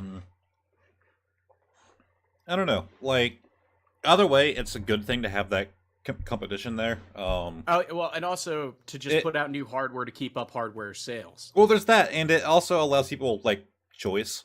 What I don't want is the debacle that we had with the new 3DS. First off, the naming scheme was fucking ass. Because in 20 years... in 20 years, it's still going to be called the new 3DS. That is straight up the name. I'm not saying the new one because it's new. No, it's not new anymore. But not only that, there are some games that you can only play if you have the new 3DS. Yeah. And it's like, that's fucking dumb. I don't think they will. I don't want that for the Switch. Well, here's another thing that Nintendo reported in their annual earnings. The company has earned more than 80% of its total revenue from Switch hardware and software sales. Investors are focused on how long the console can remain a profit driver. So even with these two new models, they're going to probably have to make games that work on all three because they don't want to alienate 1/3 or 2/3 of their market by saying, oh, this only works on the Switch XL or whatever they're going to call it. Yeah. We'll see, Panda, you did butcher that, but I get where you were going with that. I'm actually a Vita fan. It was fucking huge in Japan, and actually still is huge in Japan. It just failed here in the US. I love the Vita. It's actually a really good console. I feel like it just didn't get enough push from an American market. Yeah. Like, it is a really good console. I mean... Oh, I don't doubt it. The Wii U was a decent console, but everybody acted like it was a Commodore 64 with a tablet attached to it. Okay, just saying it had pretty shitty hardware. But not only that, like, holding that fucking Wii U pad was super uncomfortable. Again, I can't attest. I've never played a Wii U. And I have big hands, but I also have, like, carpal tunnel. And fuck trying to hold the Wii U pad. Like, I didn't fuck its name. People thought it was a Wii add-on. It's not a fucking Wii add-on, but they put Wii in it. Again, that one's worse, in my opinion, than the new 3DS. No. Because imagine you're a 60-year-old grandma trying to figure out the difference between a Wii and a Wii U. You can't do it. Yeah. But what happens if they release another 3DS? That 60-year-old grandma is going to go buy the old 3DS because it's called the new 3DS. If they release another 3DS, I will stream myself eating a can of cat food. Hey, I'm game. I will make that bet now, and if they do it, and I deny saying this, you bring this up as evidence, but I do not think they will. I think it the 3DS will be on is YouTube. Done. It will, and then it can. I'll edit it. It'll cut to my face with the music. Bum bum bum ba da da dum ba dum ba dum. Like, but I feel like the 3DS is by 2020 we will not have any more of these weird 3DS ports. Yeah, I think 3DS is kind of dying off, which I'm okay with, honestly. It's had a good life. It's been out for 6 years. But it's even like the Pokemon Company had said after the release of Sun and Moon, they said that they are no longer going to do any mainline Pokemon games for the 3DS. And they're usually the last games to come out, like Black 2 and White 2 were some of the last DS games to release. Yeah. Well, they actually said it in kind of an aggressive way. They said that they will not release any more games for the 3DS because they're tired of making games for old hardware. That they want to make a good-looking, fun Pokemon game that isn't the same as the one before it and the one before it. You better not mess up Sword and Shield, Game Freak. Yeah. That's all I gotta say. So, of course, this was before the Switch was a thing, and this was before Pokemon Let's Go, obviously. But they're basically like, no, if Nintendo doesn't do something else, we're done. Yeah. Well, but I think they were probably already in talks with Nintendo, and Nintendo's like, listen, we're coming out making with a better something. version of the iPad. I mean, that's basically what it is. We're going to release the iPad Mini. But it's going to play a lot more games and not be associated with Apple, so... After that, we're going to release the iPad Mini Mega. It's the size of the old iPad. Then we're going to release the iPad Mini Mega Mini. It'll be a little bit smaller than the iPad Mini, but you really can't tell the difference. And it'll be a lot cheaper, so the kids can get it for Christmas. Yeah. The Mini Mega Mini XL. No, I actually stole all of that. There was a fake Apple commercial that was done, like an Apple parody, when the iPad Mini was released. And That's great. It was just like, now introducing the Apple Mini Mega. It's the same size as the regular iPad. Don't forget the Apple iKillbot. That just makes me want to go down the rabbit hole of why I hate Apple as a company, but that's a I story do too. for a different day. I was actually going to bring up the protect my screens earlier. Apple has multiple times in the past, but had to rather recently when their newest iPhone failed. It was not getting the right amount of sales. The old iPhone was actually selling more. They had already slowed down production, and now they didn't have enough screens to reproduce those older iPhones. I'm saying iPad, iPhones. Yeah. So because they didn't have enough screens, they actually had to buy like some odd 1,000 screens from Samsung. Wow. In order to get their iPhones, produced and selling. How bad do you think Apple felt having to ask Oh no, that? they've done it before. They've gone to Samsung before. But like, that's just like this was like like a record purchase. As John Oliver said in one of his pieces, that's like going to your ex's or your ex's current boyfriend's stepdad and asking him for money. Yeah. Apple is just bad, man. Like, yes, it is good for stupid people. It is simple to use. I will say that. Like, no, I'm not saying you're stupid if you have an iPhone. Don't take that out of context. You're not stupid if you have an iPhone. I'm saying that if you are stupid, get an iPhone. Because it is super easy to use. Now, people like to say, like, you kick viruses on, Apple devices. Yes, you can. You aren't trying hard enough. Like, give me your phone. Give me 5 minutes. Give me 5 minutes in the Onion browser. Yes.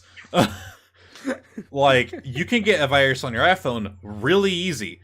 It's just like saying that, oh, I have virus protection. I have Windows Defender. Like, hey, good. Wow. Wow, Windows Defender, look at you! That's like the best thing ever. Okay, to be fair, when I built this computer, I was running Windows Defender for about a year. I just didn't care. I mean, it's not terrible, but it's definitely not the best. It's kind of like buying the brand name groceries from Walmart. I will say the best antivirus you can get for free is AVG, but it's also full of pop-ups, and it drives me insane. Yeah. I'm okay with malware bytes, to be perfectly honest. They're pretty good. I also like, it's a Bitdefender. Yeah, Bitdefender's good too. But no, Apple is trash. They literally made our trash can. I mean, and sold it for $1,100. Actually, so that there's another funny story about Apple. So they, before the Apple trash can, which, if in case you guys are wondering, it's their newest desktop. It's shaped like a trash can. It's ugly as fuck. It's like $11,000. Well, before that, it had been, I think it was just shy of 10 years since they had released a desktop. Their old desktop was still $10,000. Yeah. Now you can still buy it, and Apple does like they let you customize some parts, so you got to customize it a little bit. Choose to get bigger hard drive, stuff like that. There's a YouTube video of a guy who maxed it out on the Apple website, which ended up being about $11,000, and purchased it. Then he used the same amount of money to build a gaming computer. So he built a gaming computer, and with this spare money, he went ahead and bought a VR headset, and just a bunch of other needless things, like a crazy expensive monitor and keyboard and stuff that you don't get with your Apple computer. And he still came up a few $100s short of how much the Apple computer cost. So and like he got like not the Oculus, the HTC Vive and all this other shit. And this computer was fucking insane, and it blew that Mac trash out of the fucking water, and it cost less. Yeah. But to be fair, you have to put it together. You have to know what a computer is. Okay, and you don't get the cool Apple sticker. Jay's 2 cents did a video of his like 13-year-old daughter building a computer. Hey, if you, as an adult, cannot build a computer, you don't know what YouTube is. Like, go on YouTube, look up how to build computer, watch a 20-minute video. Even if you're like not confident, you're good. They're not hard to build. They are rather idiot-proof. It is hard to plug things into the wrong spot because they make it generally to where you can't. Well, I mean, you could be like me and buy your parts for a PC and then buy the wrong size CPU and have to return it. Well, that's another thing. PC part picker. I used that and it didn't tell me because it was an 1150 board and 1151 CPU. I will say I made one mistake with mine, and it caused my computer to have to wait till the next day till I can get it fixed. That's another good thing with Amazon, though. If you guys did that, yeah, you can also like look up a build. PC part picker, you can actually go on and look at other people's builds. And buy them that way. That way you know it's going to work. And they're generally benchmarked and stuff, so you can look at that. No, like with my computer, I got my CPU. I have an i7-77K. It was pretty new at the time, and of course it's overclocked. It's still a good processor today, I would argue. Well, then I got my favorite brand. I got an Asus Maximus VIII. Is it like 9, I think? Hero motherboard. Jeez. Here's the thing. It wasn't made for the i7. And I didn't know that. Now, while it's still the right socket, it wouldn't boot. And I learned it's because the firmware is behind, and I need to do a, what is that called again? A flash? Yeah. A BIOS flash. Thing is, to do said BIOS flash, you have to have a CPU that will let it boot. So I was like, I'm going to have to go buy an i5 to make this boot, then tell Amazon it didn't work and refund it. Well, that is the magic of Asus. You don't have to do that. They have a BIOS flashback button. You can download it using another computer, the version that you need, put it on a flash drive, put it in the shiny red port next to the BIOS flashback button, plug it in, hit the power button, and then, like, while you're holding down the BIOS flashback button, and it will flash your BIOS for you. The downside to this, and you can call Asus an asshole for this, but they make, like, the best motherboards. They have it patented, so no one else can do it. So, only Asus boards have the BIOS flashback capability. Just buy an Asus. I mean, I have an Asus motherboard. It's the best. Like, Asus is by far my favorite brand. I have an Asus phone. I got a Samsung. Fucking losers. No. I want the Note 9, and I have an upgrade in 2 months. I'm getting the Note 9.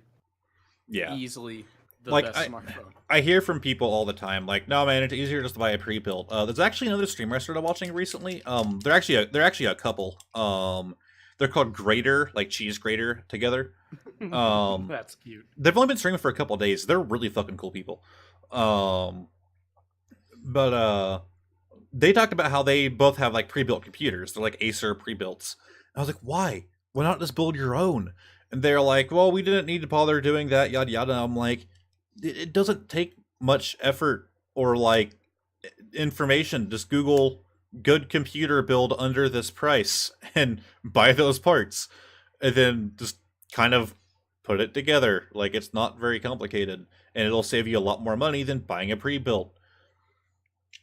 And I mean, it also pre-builts tend to come with bloatware, but those are easy to uninstall, so that's not a big complaint. But I still hate bloatware. I still hate Apple. Well, like, my motherboard actually came with a lot of bloatware, but it wasn't pre-installed. It came with an install disk, because those are useful today. Oh yeah. Which I actually do have a disk drive in my computer. Funny enough, I didn't buy it. It's just a spare one I had. I have like 5 or 6 of them laying around. Oh yeah. I don't mind. I don't use it, to be honest. But no, I just kind of looked up the software that I can use for free with my motherboard, and I downloaded the ones that were actually useful. No, actually, Linus made a joke about that. He was doing like a computer build, and he had opened up. It was either the GPU or it was the motherboard. It was a driver disk. Yeah. No, it was a GPU. And he was like, all right, so inside you have this disk, and he like throws it on the floor behind him, and he was like, but we have the internet. I don't know, man. That disc was probably important. Yeah. Yeah, you can't just Google, like Asus GTX 1080 driver. Like, or just let it auto install. Computer work. Yeah. All right, so we're kind of nearing the end here. What better way we to end than with Kanye West? Yeah, so this April Fool's joke is not the best one of this year. I've looked up a few articles. There's some funny ones. But this was actually a local one that some of my coworkers and other people around where I work actually fell for because they were playing it on local radio stations and stuff like that. You guys know what Dollywood is, I assume. I do because I have family from Tennessee, so Dolly Parton is kind of our second Jesus. But Yeah, I get really tired of hearing about her because, like, for I those drive.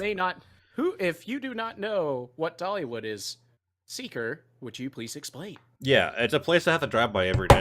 Okay, that not exactly the insightful knowledge I was looking for, but well, they have a giant fucking parking lot, and I can tell how busy work is going to be by how close are those cars to me.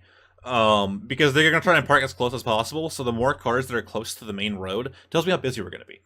It's kind of like a percentage thing. Like, I'll park a lot, it's like 20% full, so we're about 20% business. Dollywood is like an amusement park, like Universal or Disney, but more rednecky. Dolly Parton. Yeah. Who has nothing to do with it, by the way. It's just her name and her tits. That's all that has to do with it. And she comes by Dollywood like once a year. Like, she's like, oh yeah, how is this still funded? Yeah. So there was an April Fool's joke at some radio stations and other people decided to play that Kanye West was buying out Dollywood. Now, there's also like an article or two released on it. This is not said article. I can't find it now. Like, I think this one links to it, but the link didn't work. At least this one might not be the right one. I looked up on another site before this. It might have been this one. But they said that he was buying out Dollywood and that he was going to name it Yeezywood. And I'm kind of okay if that would have actually been true. So this dude from the island. Oh shit! I just outed where I work. This dude from a place next to where I work came into the arcade. It was telling my manager about it like it was fact. And my manager was like, "Really?" And I was like, "There's no fucking way." I was like, plus they said that he didn't mention the Yeezywood thing at that point, but he mentioned it was $130 million. It would sell for a lot more than that. Yeah, I'm just curious. Let me Google how much is Dollywood worth. Well, it told me how much a season pass is. $130 million. Yeah. 100. Well, I walked right into that one. I can actually get in for free, but like I just don't want to.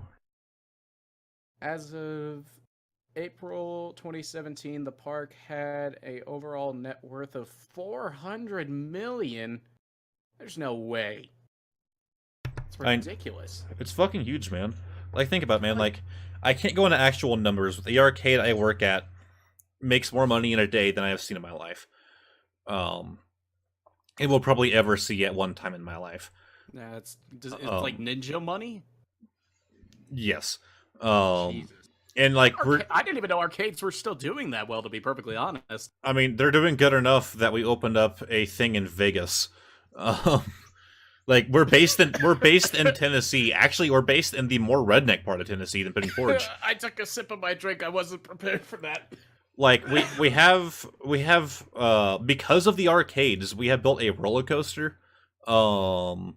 We have other projects I can't really mention right now. And I can't mention what we have in Vegas just because it might out my company and all that. No, it's all good. And that's just insane though, that like from Tennessee, you have that much growth that you're like, we need to expand our market from Tennessee. Yeah. I mean, we're in Orlando. We opened up something up in Myrtle pretty recently. We just opened the Vegas location. Yeah. That's really Branson, cool, Branson, Missouri. Which, by the way, guys, Missouri sounds like a terrible state to visit, like as a tourist. But apparently, um, if you want to know what Branson, Missouri is, visit Pigeon Forge because apparently it's the same fucking thing. I actually saw like pictures that like my boss showed me from when he went there. It looks like they took the parkway from Pigeon Forge, moved some of the buildings around, and slapped it down in Missouri.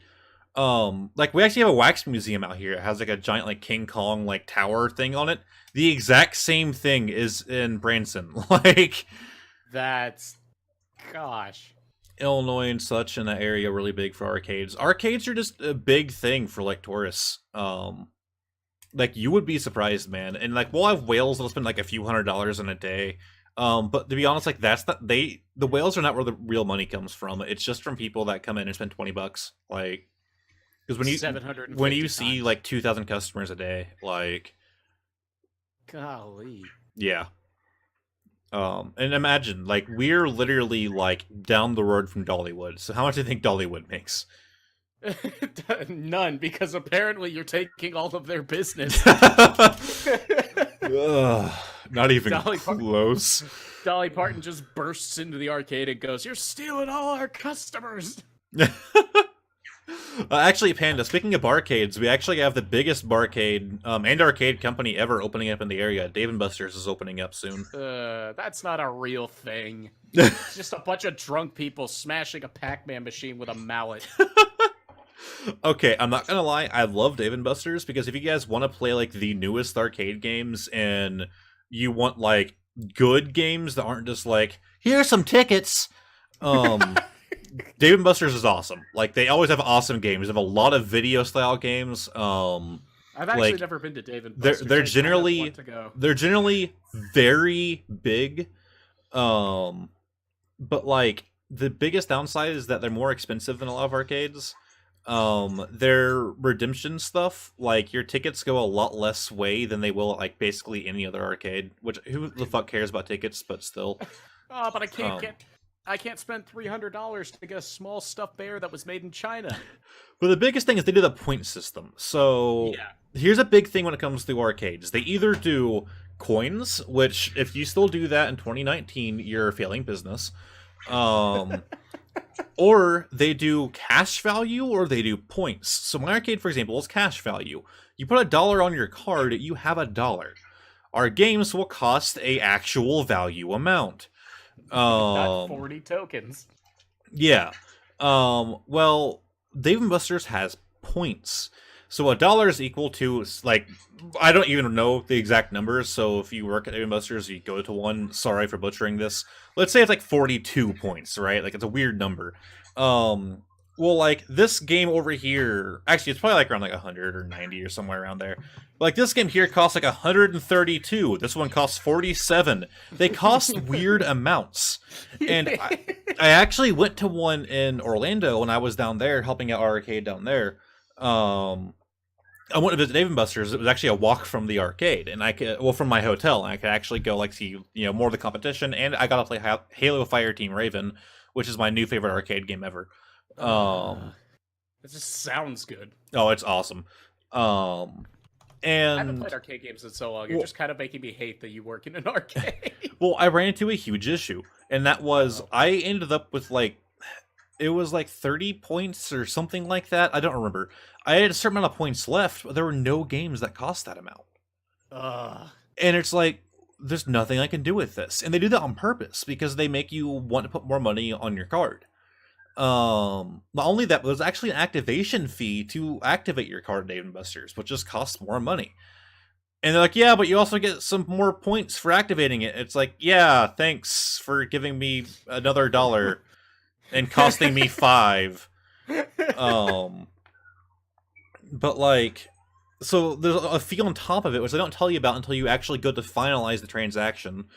So if you go to spend 20, well, nope, you're spending 25, buddy. It's like Dave & Buster's. I will still go there. Like this new one, I am still going to visit because they're going to have good games. But it's just not the best money experience in the world. Like they could do things a lot better.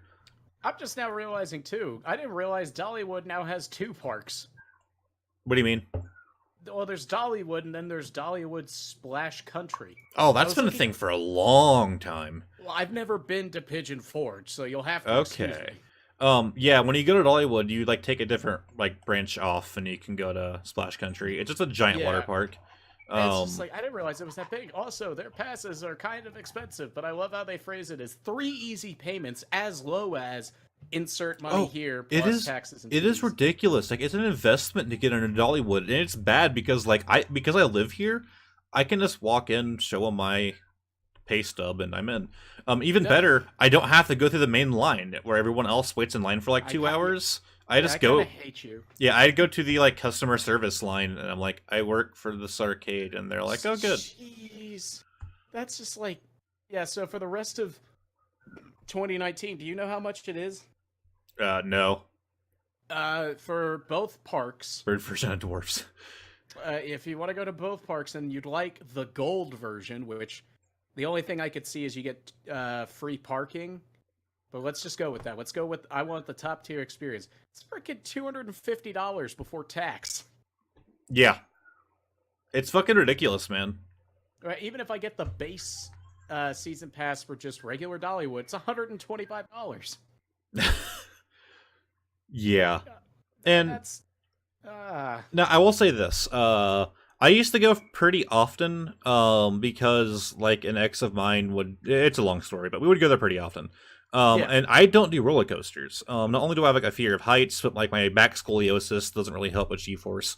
So like I don't really do roller coasters. And yes, if you don't do roller coasters, there are still some things for you to do there.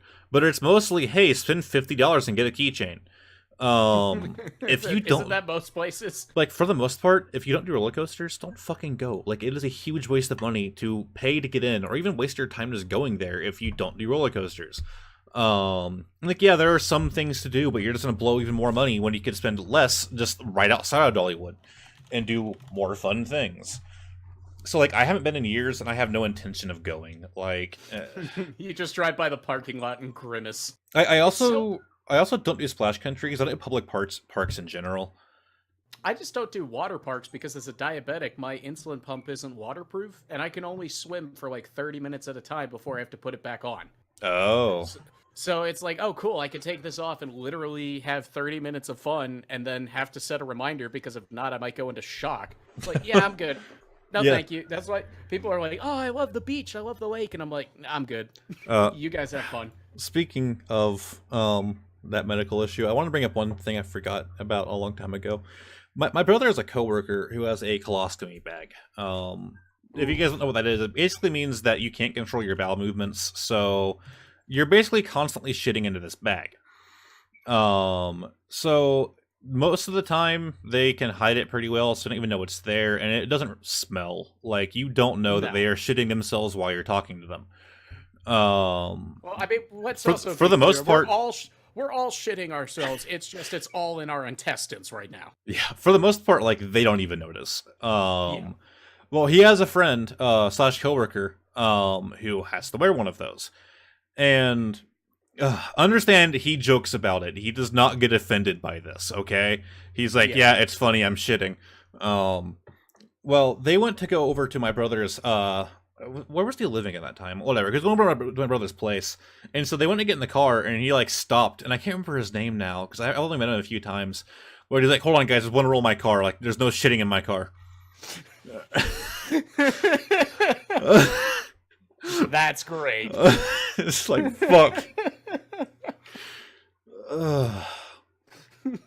Actually, I had an issue where we get these J1s. If you guys don't know what the J1 program is, it's where people come from other countries to places like Tennessee and Pigeon Forge to work to make a lot more money because of like currency exchange. If they work here for the summer, they come back with a lot of money due to currency exchange. So it's a very good opportunity for them, and usually it's paid for, but not always. It depends on the country. Sometimes you pay for it, but you kind of make the money back. Other times, like your university will pay for it. Well, we had some Ukrainians. If you guys don't know, in the Ukraine, if you don't smoke, then you're not a Ukrainian. They all smoke. Oh, no. Like one of them was super nerdy, and I did not expect it when he pulled out a cigarette. And they were actually like really cool dudes. Like I miss half of them. Like every year we usually get at least one Ukrainian. They're like really cool people. I mean some of them are assholes, but they actually would have to walk to their hotel, which is like a 2 to 3 hour walk. And like so we offer them rides, and so like one night I went to offer two of them a ride out to their hotel, and like so we have to walk out to the main parking lot to get to my car, which is a pretty decent walk, like 10 minutes or so, long enough to smoke a cigarette, right? Right. So at this time I actually smoked. So we get all the way out to the parking lot, and as we go get into the car, one of these fuckers lights a cigarette. And I'm like, dude, no fucking smoking in my car. I'm like, that is not only like, do I hate that smell being in my car, but it devalues the car. I'm like, you literally, like, you didn't ask? You like, get in my car and light a cigarette? Like, you couldn't do it. We had the walk that was freaking 10 minutes. Yeah, I was like, you could have smoked before we got here. And he got mad at me. He was like, that's fucking stupid, yada yada. And I was like, well, we're going to sit here till you finish that. So he sat there and waited while he finished his cigarette. Oh my god. That's the one thing. It's like, how can you not just have the, I don't know, like... Yeah. He was one of the assholes. Okay. There was a reason we didn't let him back in the car. It's like, now I'm just imagining you just left him there. You're like, the rest of you, come on. You enjoy that cigarette because you gotta walk. Yeah. It's like, have fun, bud. Hope the buzz was worth it. Which is actually kind of bad because he ended up not doing so well. See, one of the things is like your country will have certain rules with the J1 program, and one of them for them was you cannot be fired. If you get fired from any of the jobs that you work while you're here, or if you go without a job for like more than like a week, you cannot come back using the J1 program. Now, first off, it's already hard for certain countries for you to come back again. And the Ukraine is one of those. They actually don't send many people each year. Like you have Jamaica, they send a fuck ton of people. They will send the same person 6 times in a row and not even fucking look at their name. I just love how you said that. They send a fuck ton of people. They do. And so does what the fuck is, I can't remember the name. Because I know Wonderworks gets a lot of them. It's a Spanish-speaking country. I can't remember the name now. Is it South American? No, or is it European? The Dominican Republic. That's They send a fuck ton too, and actually their standards are super low. They'll send people here that don't know English. Oh my God. That's probably not good. And they sign off saying, yeah, they speak English fluently. And they get here, and my brother's actually a manager at a location out here. And he had an issue where, like, one lady, he told her, he was like, hey, I need you to go over to this person's station and relieve them so they can take a break. And she just like, okay. And he comes back like 10 minutes later, and she's still standing there. And he was like, did you not go relieve her for her lunch break?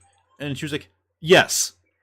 And he was like, he like put his hand on her shoulder to turn her, pointed at where he needed her to go, and he's like, go there for 30 minutes. Oh my God. And she's like, okay. And she walks over there. And he's like, Jesus Christ. Like, don't just nod your head and say yes or okay. Like, if you don't understand me, my brother, like, he's like, I know he's like, I know a decent amount of Spanish. Like, I can tell you it in Spanish. If you don't understand me, fucking tell me. Okay. Yeah. I'm sorry, that one kind of got to me. But that guy, the asshole, actually got fired from one of his other jobs. He got fired according to the manager because he was super lazy, he was an asshole, and he didn't always show up on time. Great worker. And I'm like, oh, same for us. Why don't we fire him? I'm kind of upset. Now I'm just kind of, because I'm trying to look, because I've been to a few places in Tennessee, and I found a place in Pigeon Forge that kind of upsets me, because it just makes me think of Mario RPG. What is it? Freaking Gino's Pizza. Oh, yeah. We actually have a couple of those. I'm like, okay, thanks for reminding me he's not in Smash, and the people are just gonna be like, Crimson, that's not. That company was probably around before the Mario RPG. I'm like, I don't care. He's Funny not in thing about Smash. Gino's Pizza, no one eats there. Really? Yeah, like it's tourists go there. It's that seems like it. It's not very good. Hey, given guy who's where living, it's- welcome to the stream, man. Guy who is living? I forgot about him. That's a great name. Yeah. Oh my goodness. I didn't Gino's know if Pizza you had anything else. tastes a little I'm trying to- wooden, and the cheese is stringy. Ugh. Yeah, isn't that most pizza places though that aren't like actually authentic? Yeah, there's Most chains. there's I see you guys have a actually- Marco's too. Marco's is okay pizza, but we have one here. It's better than Domino's or like any of the other chains, but it's not like meh. Yeah. See, we actually have a pizza place that opened up next to where I used to live. It was literally like it was on the same street I lived on. And not only were their pizzas really good, but they were like super cheap and fucking huge. That's the best kind of pizza. Yeah. Now they tended to be really greasy, so if you're not into that kind of thing, you probably wouldn't like it. But like, it was fucking good. That's still pizza. Yeah, and so like their extra larges were like $9, and they were like a lot bigger than any other restaurant you would go to. Oh my god. Not only that, but like I would go there sometimes, and they would just give me half off. They're like, "Yeah, you come here a lot." Actually, one time, because I was still living at home at this time, my mom sent me up there to pick up her pizza, and they didn't even charge me. Oh my god. They're like, "Yeah, here you go." Well, I kind of hate you. Well, like, they end up learning about where I work, and so they offered to, like, give discounts to all of my coworkers. And so, like, now there's a deal set up with them that, like, it's not just the arcade, but, like, in my surrounding area, I can get too much information. Yeah. All of them get discounts because of how often I went there. They're like this one guy kept this Yeah. in business for the next Well, decade. So everybody thing else is, gets a discount. they opened up a second location next to one of our other arcades. No. So now they're like going there all of the time. It's actually they go by a different name there, but it's the same thing.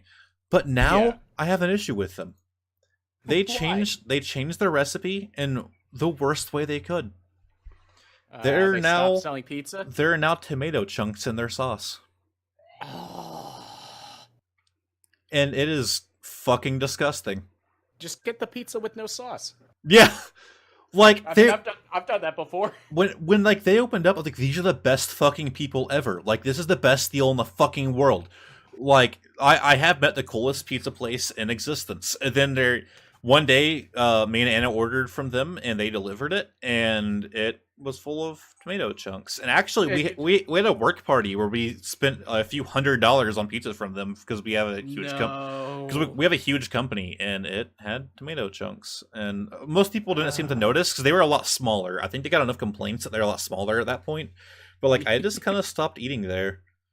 Oh no. I think of a good way to make pizza and puppets work together.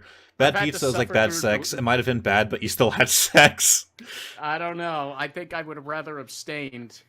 I'll wait for good pizza. Thank you very much. Oh no, to me pizza's pizza, but like I would rather pay a little bit more and get like Papa John's or Domino's than have to do. I was about to tomato chunks. badmouth. I detest Papa John's. Okay, I love Papa John's for one reason. There's one right down the road from me. Despite that, they're always late. And when they're late, they send you a thing in the mail for a free pizza. So you're just getting free pizza off of them. Oh yeah, all the time. And the thing is, they'll set the delivery like expected delivery time is like 50 minutes to 1 hour, and then 2 hours later it shows up, and they're literally like 5 minutes down the road. Yeah, I don't care if I get a free pizza. If I'm ordering a pizza, I'm hungry then, not 2 hours No, later. I just order it early. Like you order it like half an hour before you think you're gonna want it, and it's gonna show up late, and then you get a free pizza like 2 days later.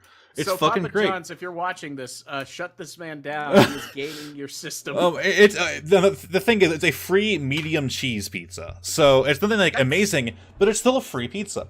And actually, one time they delivered the free medium cheese pizza late, so we got another free medium cheese pizza.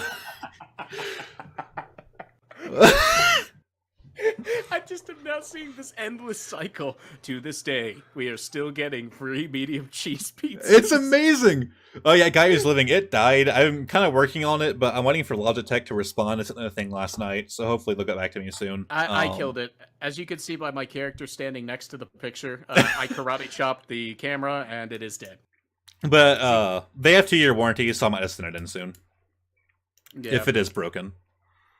I've never used Grubhub because I feel like it would just cost way too much when I could just get off my ass and go get the food myself. Actually, when I was in Orlando, I was actually very sick, and I didn't want to like go out and get food, so I used I think I ordered Chick-fil-A, but I used like DoorDash, and delivery is only like $3. That's not terrible. Yeah. Although I think the worst thing Papa John's has ever done, man, we ordered a pizza, and it arrived probably about 2 hours after the delivery mark, which is about 3 hours after we ordered it. And I'm just loving your tone of voice does not indicate a good ending to this story. no, it does not. So at this point it's like 3 hours. Okay, so. I literally like, okay, like something's gone wrong. Like maybe he got into a wreck or something. Like, I don't know. So I go to call the pizza place. The second I dial it, we hear the doorbell go off. And I'm like, there he fucking is. I go out there. This dude has the look on his face like he just smoked a bunch of pot and doesn't give a fuck about what's going on. He hands me the receipt, and the only thing he says to me is, there's a tip thing on the bottom. Like, you deliver it 2 hours late, and you don't apologize. Like, everyone else, every other person's like, hey man, sorry, like, we're short on staff, or whatever else. But no, this guy's like, tip things on the bottom. That's just when you hand the receipt back to him with no tip. I didn't. The guy was a lot bigger than me, and he didn't look like he cared, so I was not going to do that. I gave him, like, a really low tip. I just would have given him the receipt back and said, yeah, the tip's at the next house. Shut the door. I don't care if they're bigger than me. You want to come into my house, then I'm prepared to go to court. Yeah. Well, actually, I do have a camera outside my front door, so that was probably a good idea. Yeah, next time if he shows up, be like, I remember. I hook up a security camera because I am in an apartment complex, and I don't want package thieves. Yeah, it's understandable. But I had to get my neighbor's permission first, because it kind of captures their door, too. But like, don't tell them. Well, like they were happy about it, man. They were nerds, and they ordered like pop figures like every day. There'd be a pop figure on their front door. Oh my god! So I told them, like, yeah, if you get a package go missing, let me know. I can check the footage. And like, yeah, fuck yeah. Well, they moved out, and these like teenagers moved in, and I just kind of never asked them. They probably wouldn't have understood. Yeah, I mean, the one lady like has left her keys, like her house keys, in her doorknob before, so. I ordered food. My ex was here visiting me. It took like an hour and a half to go 3 blocks, and we only got half the food. Called the place up and asked what was up, and it turns out the driver just left half the food at the restaurant. We called Grubhub, and the driver then told them that we got the wrong address, which is why he only delivered half the food. What? That's not how that works. I'm confused. That's not an excuse for delivering Grubhub half needs the food. to fire that driver. Yeah. That's like I mean, a hospital being like, you gave us the wrong room number, so we only delivered half a baby. It's like, that's not... No. We actually don't have many of those in our area. Uber Eats just now hit the area, and they only do McDonald's. You say that like it's a bad thing. I don't really be a McDonald's fan. I love their burgers. Their fries can suck it. There's another one that actually my coworker's mom works for that does Taco Bell. That's not bad if you don't mind having a colon cleanse whenever you eat it. Yeah. You said that my first thought was you don't have a lot of baby. Yeah, that was my first thought too. I'm like, I'm going to let him finish. Maybe there's a better explanation. Jesus. We don't have a lot of babies around here. Like, alrighty then. Yeah. But no, like that, like both of those, like just recently came to the area. But like, so my only experience with it was like when I was in Orlando, and like, it was like it went really well. Like, first off, it was a business expense, so I did like a business card for it. Nice. So I told the guy, like, I have to have a receipt, which is funny because looking back, my company never asked me for those receipts, even though they told me to make sure I have one for everything that I buy. They just never followed up. Yeah, they're probably in the trash now. I don't know. Wow, that Let's you're hope. gonna get audited. They're gonna be like, "Where the hell are these receipts?" But like I told like I had to have the receipt, yada yada, and like they actually have to have the receipt as well, as proof of, like a transaction. So like the dude just asked for 2 receipts, like he didn't seem to care. Like he actually texted me from his personal cell phone number instead of going through the app. And so like, hi, I'm your driver from DoorDash or whatever. Like I'm gonna be there in just a few. Like I'm gonna be there in like 5 minutes. And like he arrived like a minute before what he told me. Dude shows up, he like hands me the receipt first because like he said he needed that. He like hands me the bag. There was like sauce and shit in there I didn't even ask for. And like the dude was super nice. Like my only experience with it was like fucking awesome, and like it was quick. Like it was Orlando. Like it's not like traffic is light, and the guy got there quick. Want to remind everybody that this episode of the Nutbox is sponsored in part by DoorDash. DoorDash, the best food actually, delivery system. I will say one thing. Your first order through them is like it's only $1 or it's like free or something like that. So like yeah, like it's fucking great. Like if you don't want to keep using it, like do the first delivery. Like And then just uninstall the app. yeah, or just use Make the sure website. you enter discount code Seeker227 for 700% off. 700% off. They will come to your house, give you the food as well as $600 in cash. Yeah, make sure you do a big order to get the maximum amount of profit. Make sure you order 1 of everything off the menu. Hell, 3 of everything off the menu, and then they will bring you the entire bank as part of the promotion. Order now because this offer definitely won't last through tomorrow. We're going to be bankrupt. We're going to be arrested. All right. Speaking of arrests, let's move on to Florida Man. Oh gosh. Does he have like a theme song? No, but I've been wanting to go on Fiverr to pay someone to make one. Like I'm wanting to start playing that, like a short little like Florida Man thing before. Oh, I read this story. Yeah, so Florida Man, we're not even gonna read the article. So if you don't know about this Crimson, we generally read like pretty much the entirety of the article because they're usually pretty short. A Florida man released from jail in Fort Pierce this week is arrested just minutes later after stealing a car from a prison parking lot. Michael Casey? Michael Casey Lewis, 34, had just bonded out of the St. Lucie jail for grand theft when officers saw him acting suspiciously and pulling car door handles, according to an arrest. Something Affidavit. that It's an affidavit. yeah. Sorry, I don't do French. By the St. Lucie County Sheriff's Office, Lewis claimed to be waiting for his girlfriend to pick him up, but security footage showed him checking several cars before finally breaking into one. Oh my god! Oh, this article doesn't. Oh, I had another link for this one, but it was full of ads, so I did this one instead. Well, it actually mentioned that by the time they caught him, he had broken into multiple cars. Yes, and he had stolen 2 packs of cigarettes, $400 in cash, and several smartphone chargers. Yeah, this article's lame. There's a Florida Man song. There really is guy who's living. Even if there is, I kind of want to make my own. He's the Florida Man, not as bad as Dolly Parton. That's the song. There we go. There's your full song. Did it for free. It's not a great song, but it's on an $11,250 bond. Literally, like, I hope that $400 was worth it. Get out of jail, and the first thing you do is like, "Hey, that car has a phone in it." Yeah.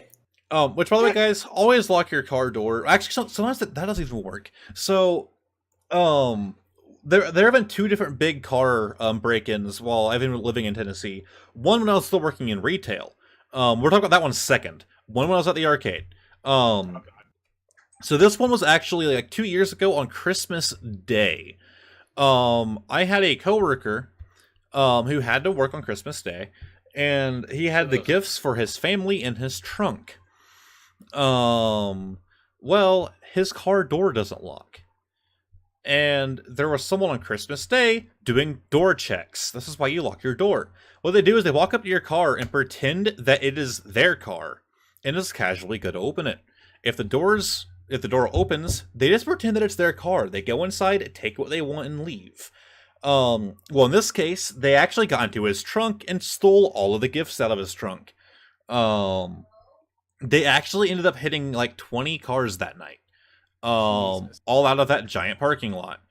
So that's why you lock your car door. But sometimes did he get the gifts back? Nope, they never caught him. Jesus.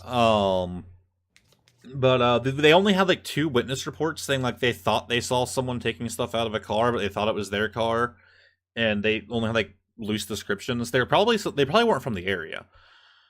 Some dude crashed into me while responding with light. Oh, you told me about that, man. The lights are on, and fuck, he crashed into me and said I didn't see it. My head had a nice encounter with the steering wheel and my headrest. Damn, man. Hopefully his head had a nice encounter with your curled up fist into his face.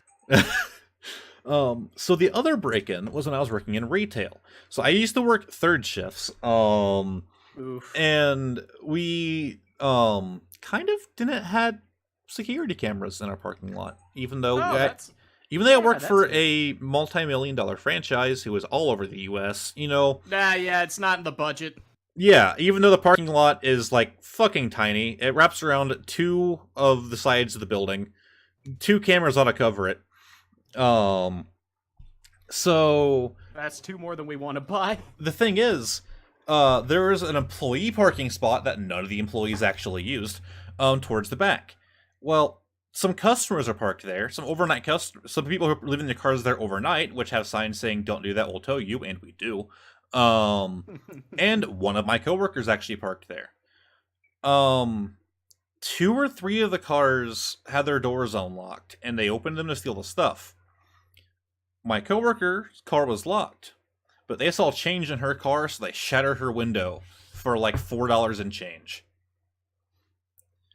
So sometimes locking your car leads to your window being smashed. Well, hopefully most new cars have this now with shatterproof windows. I know mine has. That's not safe. What do you mean? Well, first off, shatterproof window means if your car goes into water. Well, don't drive your car into water. What are you doing? Secondly, if a police officer needs to pull someone out of a car and they can't shatter the window, just go get the jaws of life. You'll be fine. Get the jaws of life while they're going 90 down the highway. Pull up alongside them, hang out the window, cut part of the car open, and you're good. Now, here's the thing. I don't ever plan on being arrested, and I hope I never drive into some water. Well, Mythbusters proved that if you drive into water, just wait for the car to sink to the bottom, then you can open the door. Yeah, have fun getting back up if it's in the ocean. I don't go anywhere near the ocean. I live in the middle of a state, and I think the last time I went to the beach was 8 years ago. Oh. I may or may not have been thrown through shatterproof glass. Well, Panda just disproved my entire... So, Panda, what you're saying is you bounced off of it. Actually, my dad used to work, he has he's kind of like a genius. He works in a lot of like crazy fields, and he worked in this field in this like company where they would like design these machines that were like 3 stories tall, that would basically take metal and shoot air at it from like omnidirectional. It would blast air at it from all directions. Basically one blast of air keeps it up, and then the other one's hit to compress the metal. That metal is what we use in tanks and stuff like that. Jesus. So he was actually the director of building, I think, like 2 of these. And generally how they do it is when he shows up, they show up with a giant hole in the ground. So they dig a hole that's 2 stories tall, so 2 of the 3 stories are underground. Well, he actually had to work with a company that is like making this like experimental bullet resistant, because technically bulletproof does not exist, resistant glass. According to him, this thing was literally a few millimeters thick. And they would take like high caliber rifles and shoot at it point blank, and it would bounce. Jeez. And it was just fucking insane. That's crazy. Now, apparently, they were not allowed to tell him how they made it or what is inside of it. Probably not, because that's probably a trade secret for the military. Yeah, all he was allowed to know is that that's what they're making, and this is the machine that they need. Shatterproof glass doesn't break into giant jagged pieces. Yeah, they shatter in a tiny. Yeah. Well, it happened quite often. He was dispatched to a call involving a vehicle, shatterproof glass. All doors were blocked. He couldn't break the windows to get to the injured person. He was there on the way, but took 2 minutes to get there. Damn. Did he die? What is FD? I don't know what that means. I don't know either. Maybe it's a German thing. Guy is living as German. Oh, okay. Well, that's what I have. I have a German car, so that's why it's got like. Can I post? I have a German car, basically the same thing. Yeah, German car living in Germany. German car living in Germany. Same thing. Can I post a funny headline to lighten the mood from apparently the tragic discussion of shatterproof glass? Do it. This was an article, and I could post the link on CNN, but this was near the top of their page. A suspected rhino poacher is killed by an elephant, then eaten by lions. That's amazing. That's like nature karma. Yeah. And to prove that I didn't just make up a Florida article. I think Steve Irwin will be jealous. Crikey! I didn't even get to go out in a good blaze of glory like that. I don't know how to feel about this. 4 other target rhinos, according to the park statement. The elephant suddenly attacked the alleged poacher, killing him, and his accomplices claimed to have carried his body to the road so passerby could find it in the morning. They then vanished from the park. His family were notified of his death late Tuesday by fellow poachers. They found it in a lion shit. Search party set out to recover the body. Rangers scoured on foot, and police flew over the area, but because of the failing light, it could not be found. The search resumed Thursday morning with the help of added field rangers. Police discovered what was left of his body. This gun. Indications... this gun and these bullets. What we are all made up of at our core. He was American. He was Texan. Indications found that the scene suggests that a pride of lions had devoured their remains, leaving only a human skull and a pair of pants. Oh my god. Normally that's tragic, but if he was already committing crimes against nature, then that's pretty amazing justice. Yeah. You know, so at the motion theater, you have to, like, talk to people. It's a very, like, interactive kind of job. This kind of going off the firearm thing. Yeah. One of the other technicians, actually the 7E technician, he's, like, a big firearm kind of person. And one thing he almost always asks every guest is, like, what state? Like, like, overly talking about, like, either, like, fishing or about hunting, right? He'll, like, mention something about it. He'll ask them where they're from. And no matter what they say, he's always like, oh, so you know a lot about that then. Because everyone feels like their state has a lot to do with guns or fishing. Well, and everyone's response is, oh, yeah, it's big here. Like, everybody. That is everybody's response, no matter what state they're from. They're like, oh, yeah, man, guns. I think aside from Texas, I beat out most states. I think that's what everyone feels. I live in Alabama. The only things we have that we're number one in is racism and guns. And shit fights. You hear about that? Yeah. I don't want to bring that one up. I'm trying to not. It's my favorite. I actually have a coworker from Alabama as well. Sorry, let me talk about the shit voice in a more appropriate Alabamian dialect. Yeah. Basically, this janitor for a high school went into the gym locker room to go clean up, and it was full of shit. On the ceiling, on the walls, on the floor. There was shit everywhere. More than one human can produce. Turns out the kid before decided to have a shit fight. And I discovered about this. I was actually listening to the Super Mega podcast. And they actually brought up a very interesting question. When you are in a shit fight, and it is being flung at you, do you scoop it up and throw it back? Or do you squat down and shit into your own hand, and then throw that while it is being thrown at you? I leave the room. Yeah. Alabama, man. Actually, one of my favorite memes, actually is about Alabama. Oh God! Please Before be gentle. I'm gonna look up on YouTube if I can even find it on YouTube, but it's not where I originally found it. Um, um,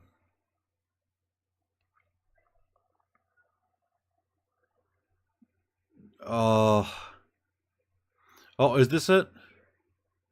When you were Yep, this is it. This is it. Okay. So we go and pull it up on here. Enjoy looking at my cluttered desktop. It's so cluttered. Whoop, okay, did not mean to pull. Okay. I pulled up like the command thing. He pulled up all of his pornography. Oh yeah, copious amounts. Copious amounts. This is like a 10-second clip, but oh my god, it is worth it.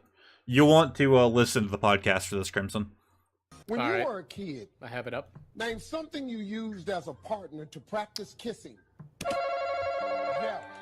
Sister.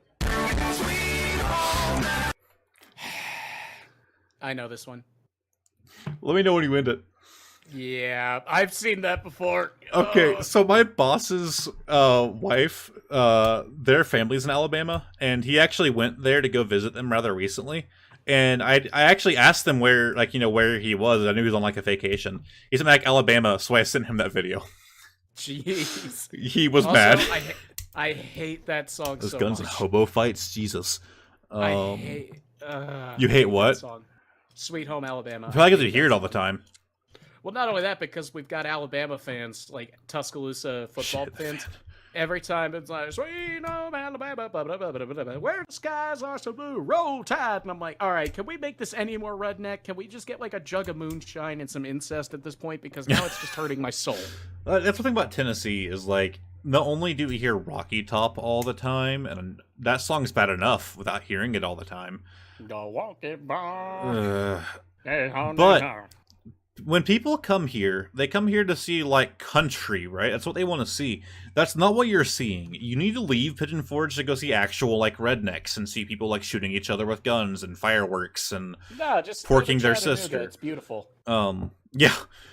Chattanooga's one of the redeeming cities. Nashville's, nah. Well, Memphis, you'll die. but what I'm saying is, the culture that you're seeing is what Is we want fake. you to see. Like, it's fake news. It's fake, happy, polite redneck. That's not what real redneck is like in Tennessee. I didn't used to live in the Pigeon Forge area. Yeah.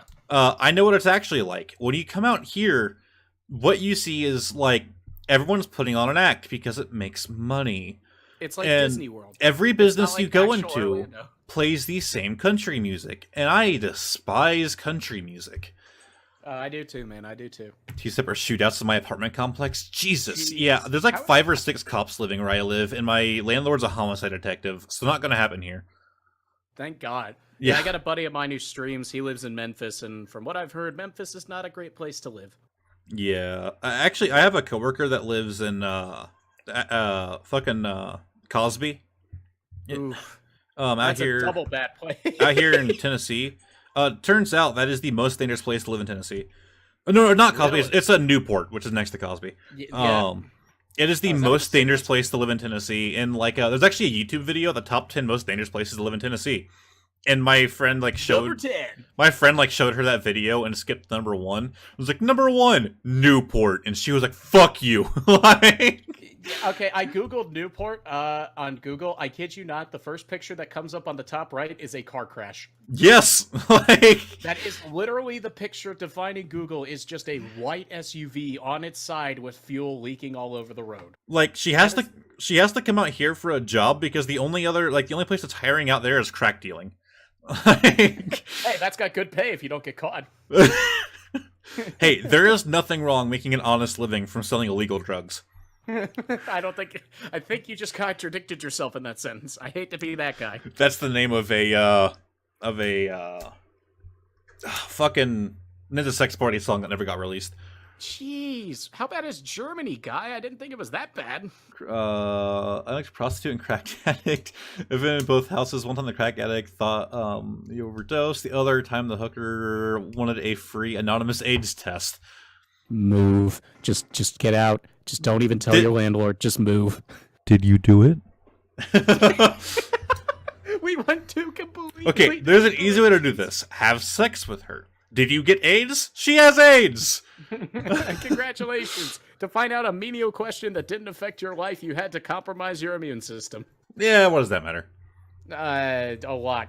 I think so. I mean, I don't know. Maybe technically, the majority of the population has herpes. So, I don't. have you ever got a cold sore? No. Oh, then okay. Yeah, I'm good.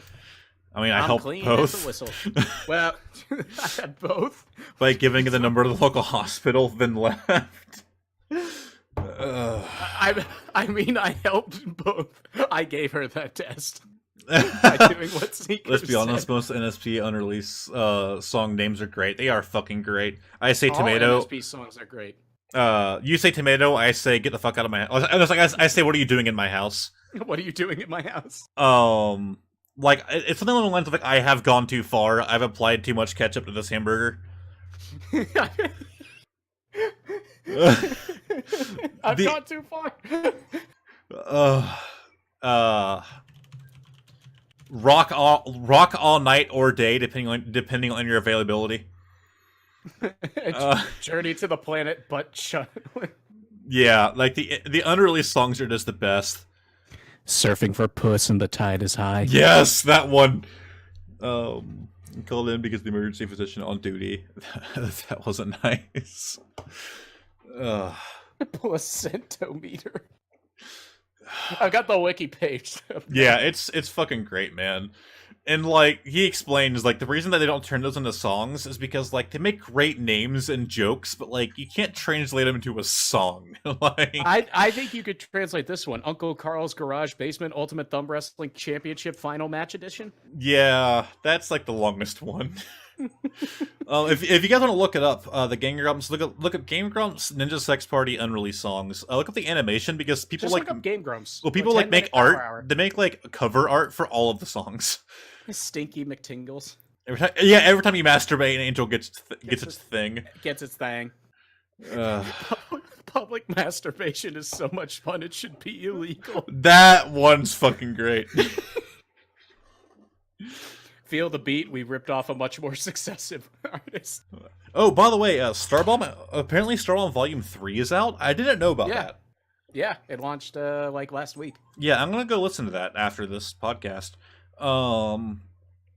But I guess we're going to end it here. Thanks for coming out, guys. Once again, for watching on YouTube, might be a little bit lower quality, but the audio shouldn't have much of a dip. So it is just a podcast. You don't really have to watch. You can just listen.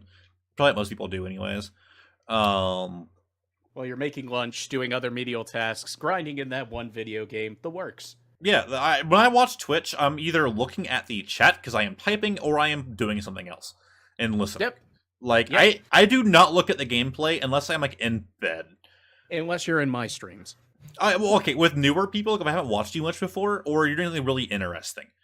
But like, I usually have too much shit to do, and like as much as I hate to say it, 'cause I enjoy when people are watching the game so they can actually like talk about what's going on in the game. Because like some funny things, whatever. But like at the same time, like I get why people don't because like multitasking. Yeah. Okay, the main reason why I got 2 monitors back in the day, I actually built my own monitor. Jesus. To hook up to my laptop was because I wanted to watch YouTube while I was playing games, and I was tired of killing my phone battery. So That's great. I though. took apart an old laptop, bought a screen inverter board, got it all hooked up, to make a monitor. Actually, I needed something to hold it up with, and to keep the PCBs in place. So I bought really thick foam board. It wasn't like foam; it was really hard. Yeah. Cut it out and hot glued it, to make a frame. I actually have a picture of it. I need to find That's that. amazing. Yeah, thanks for coming out, guys. I do apologize. The streams have been lacking lately. I'm trying to get better with it. I wanted to do a late night stream last night with Earth Defense Force, a game I've been addicted to lately.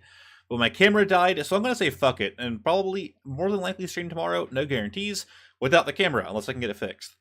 He'll build his own, the same as he did a monitor. Yeah. He'll figure it out. I do have a backup camera, but trying to get it hooked up is gonna be a pain in the ass. Like I have an actual camera mount now. The other one I had to tape to my monitor, so.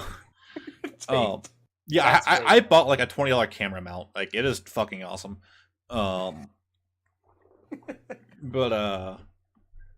if you guys don't know who Crimson is, definitely go check him out. He's a really cool streamer, probably like one of the most supportive people I've ever met on Twitch. I appreciate that, man. I actually met you through 8th, did I not?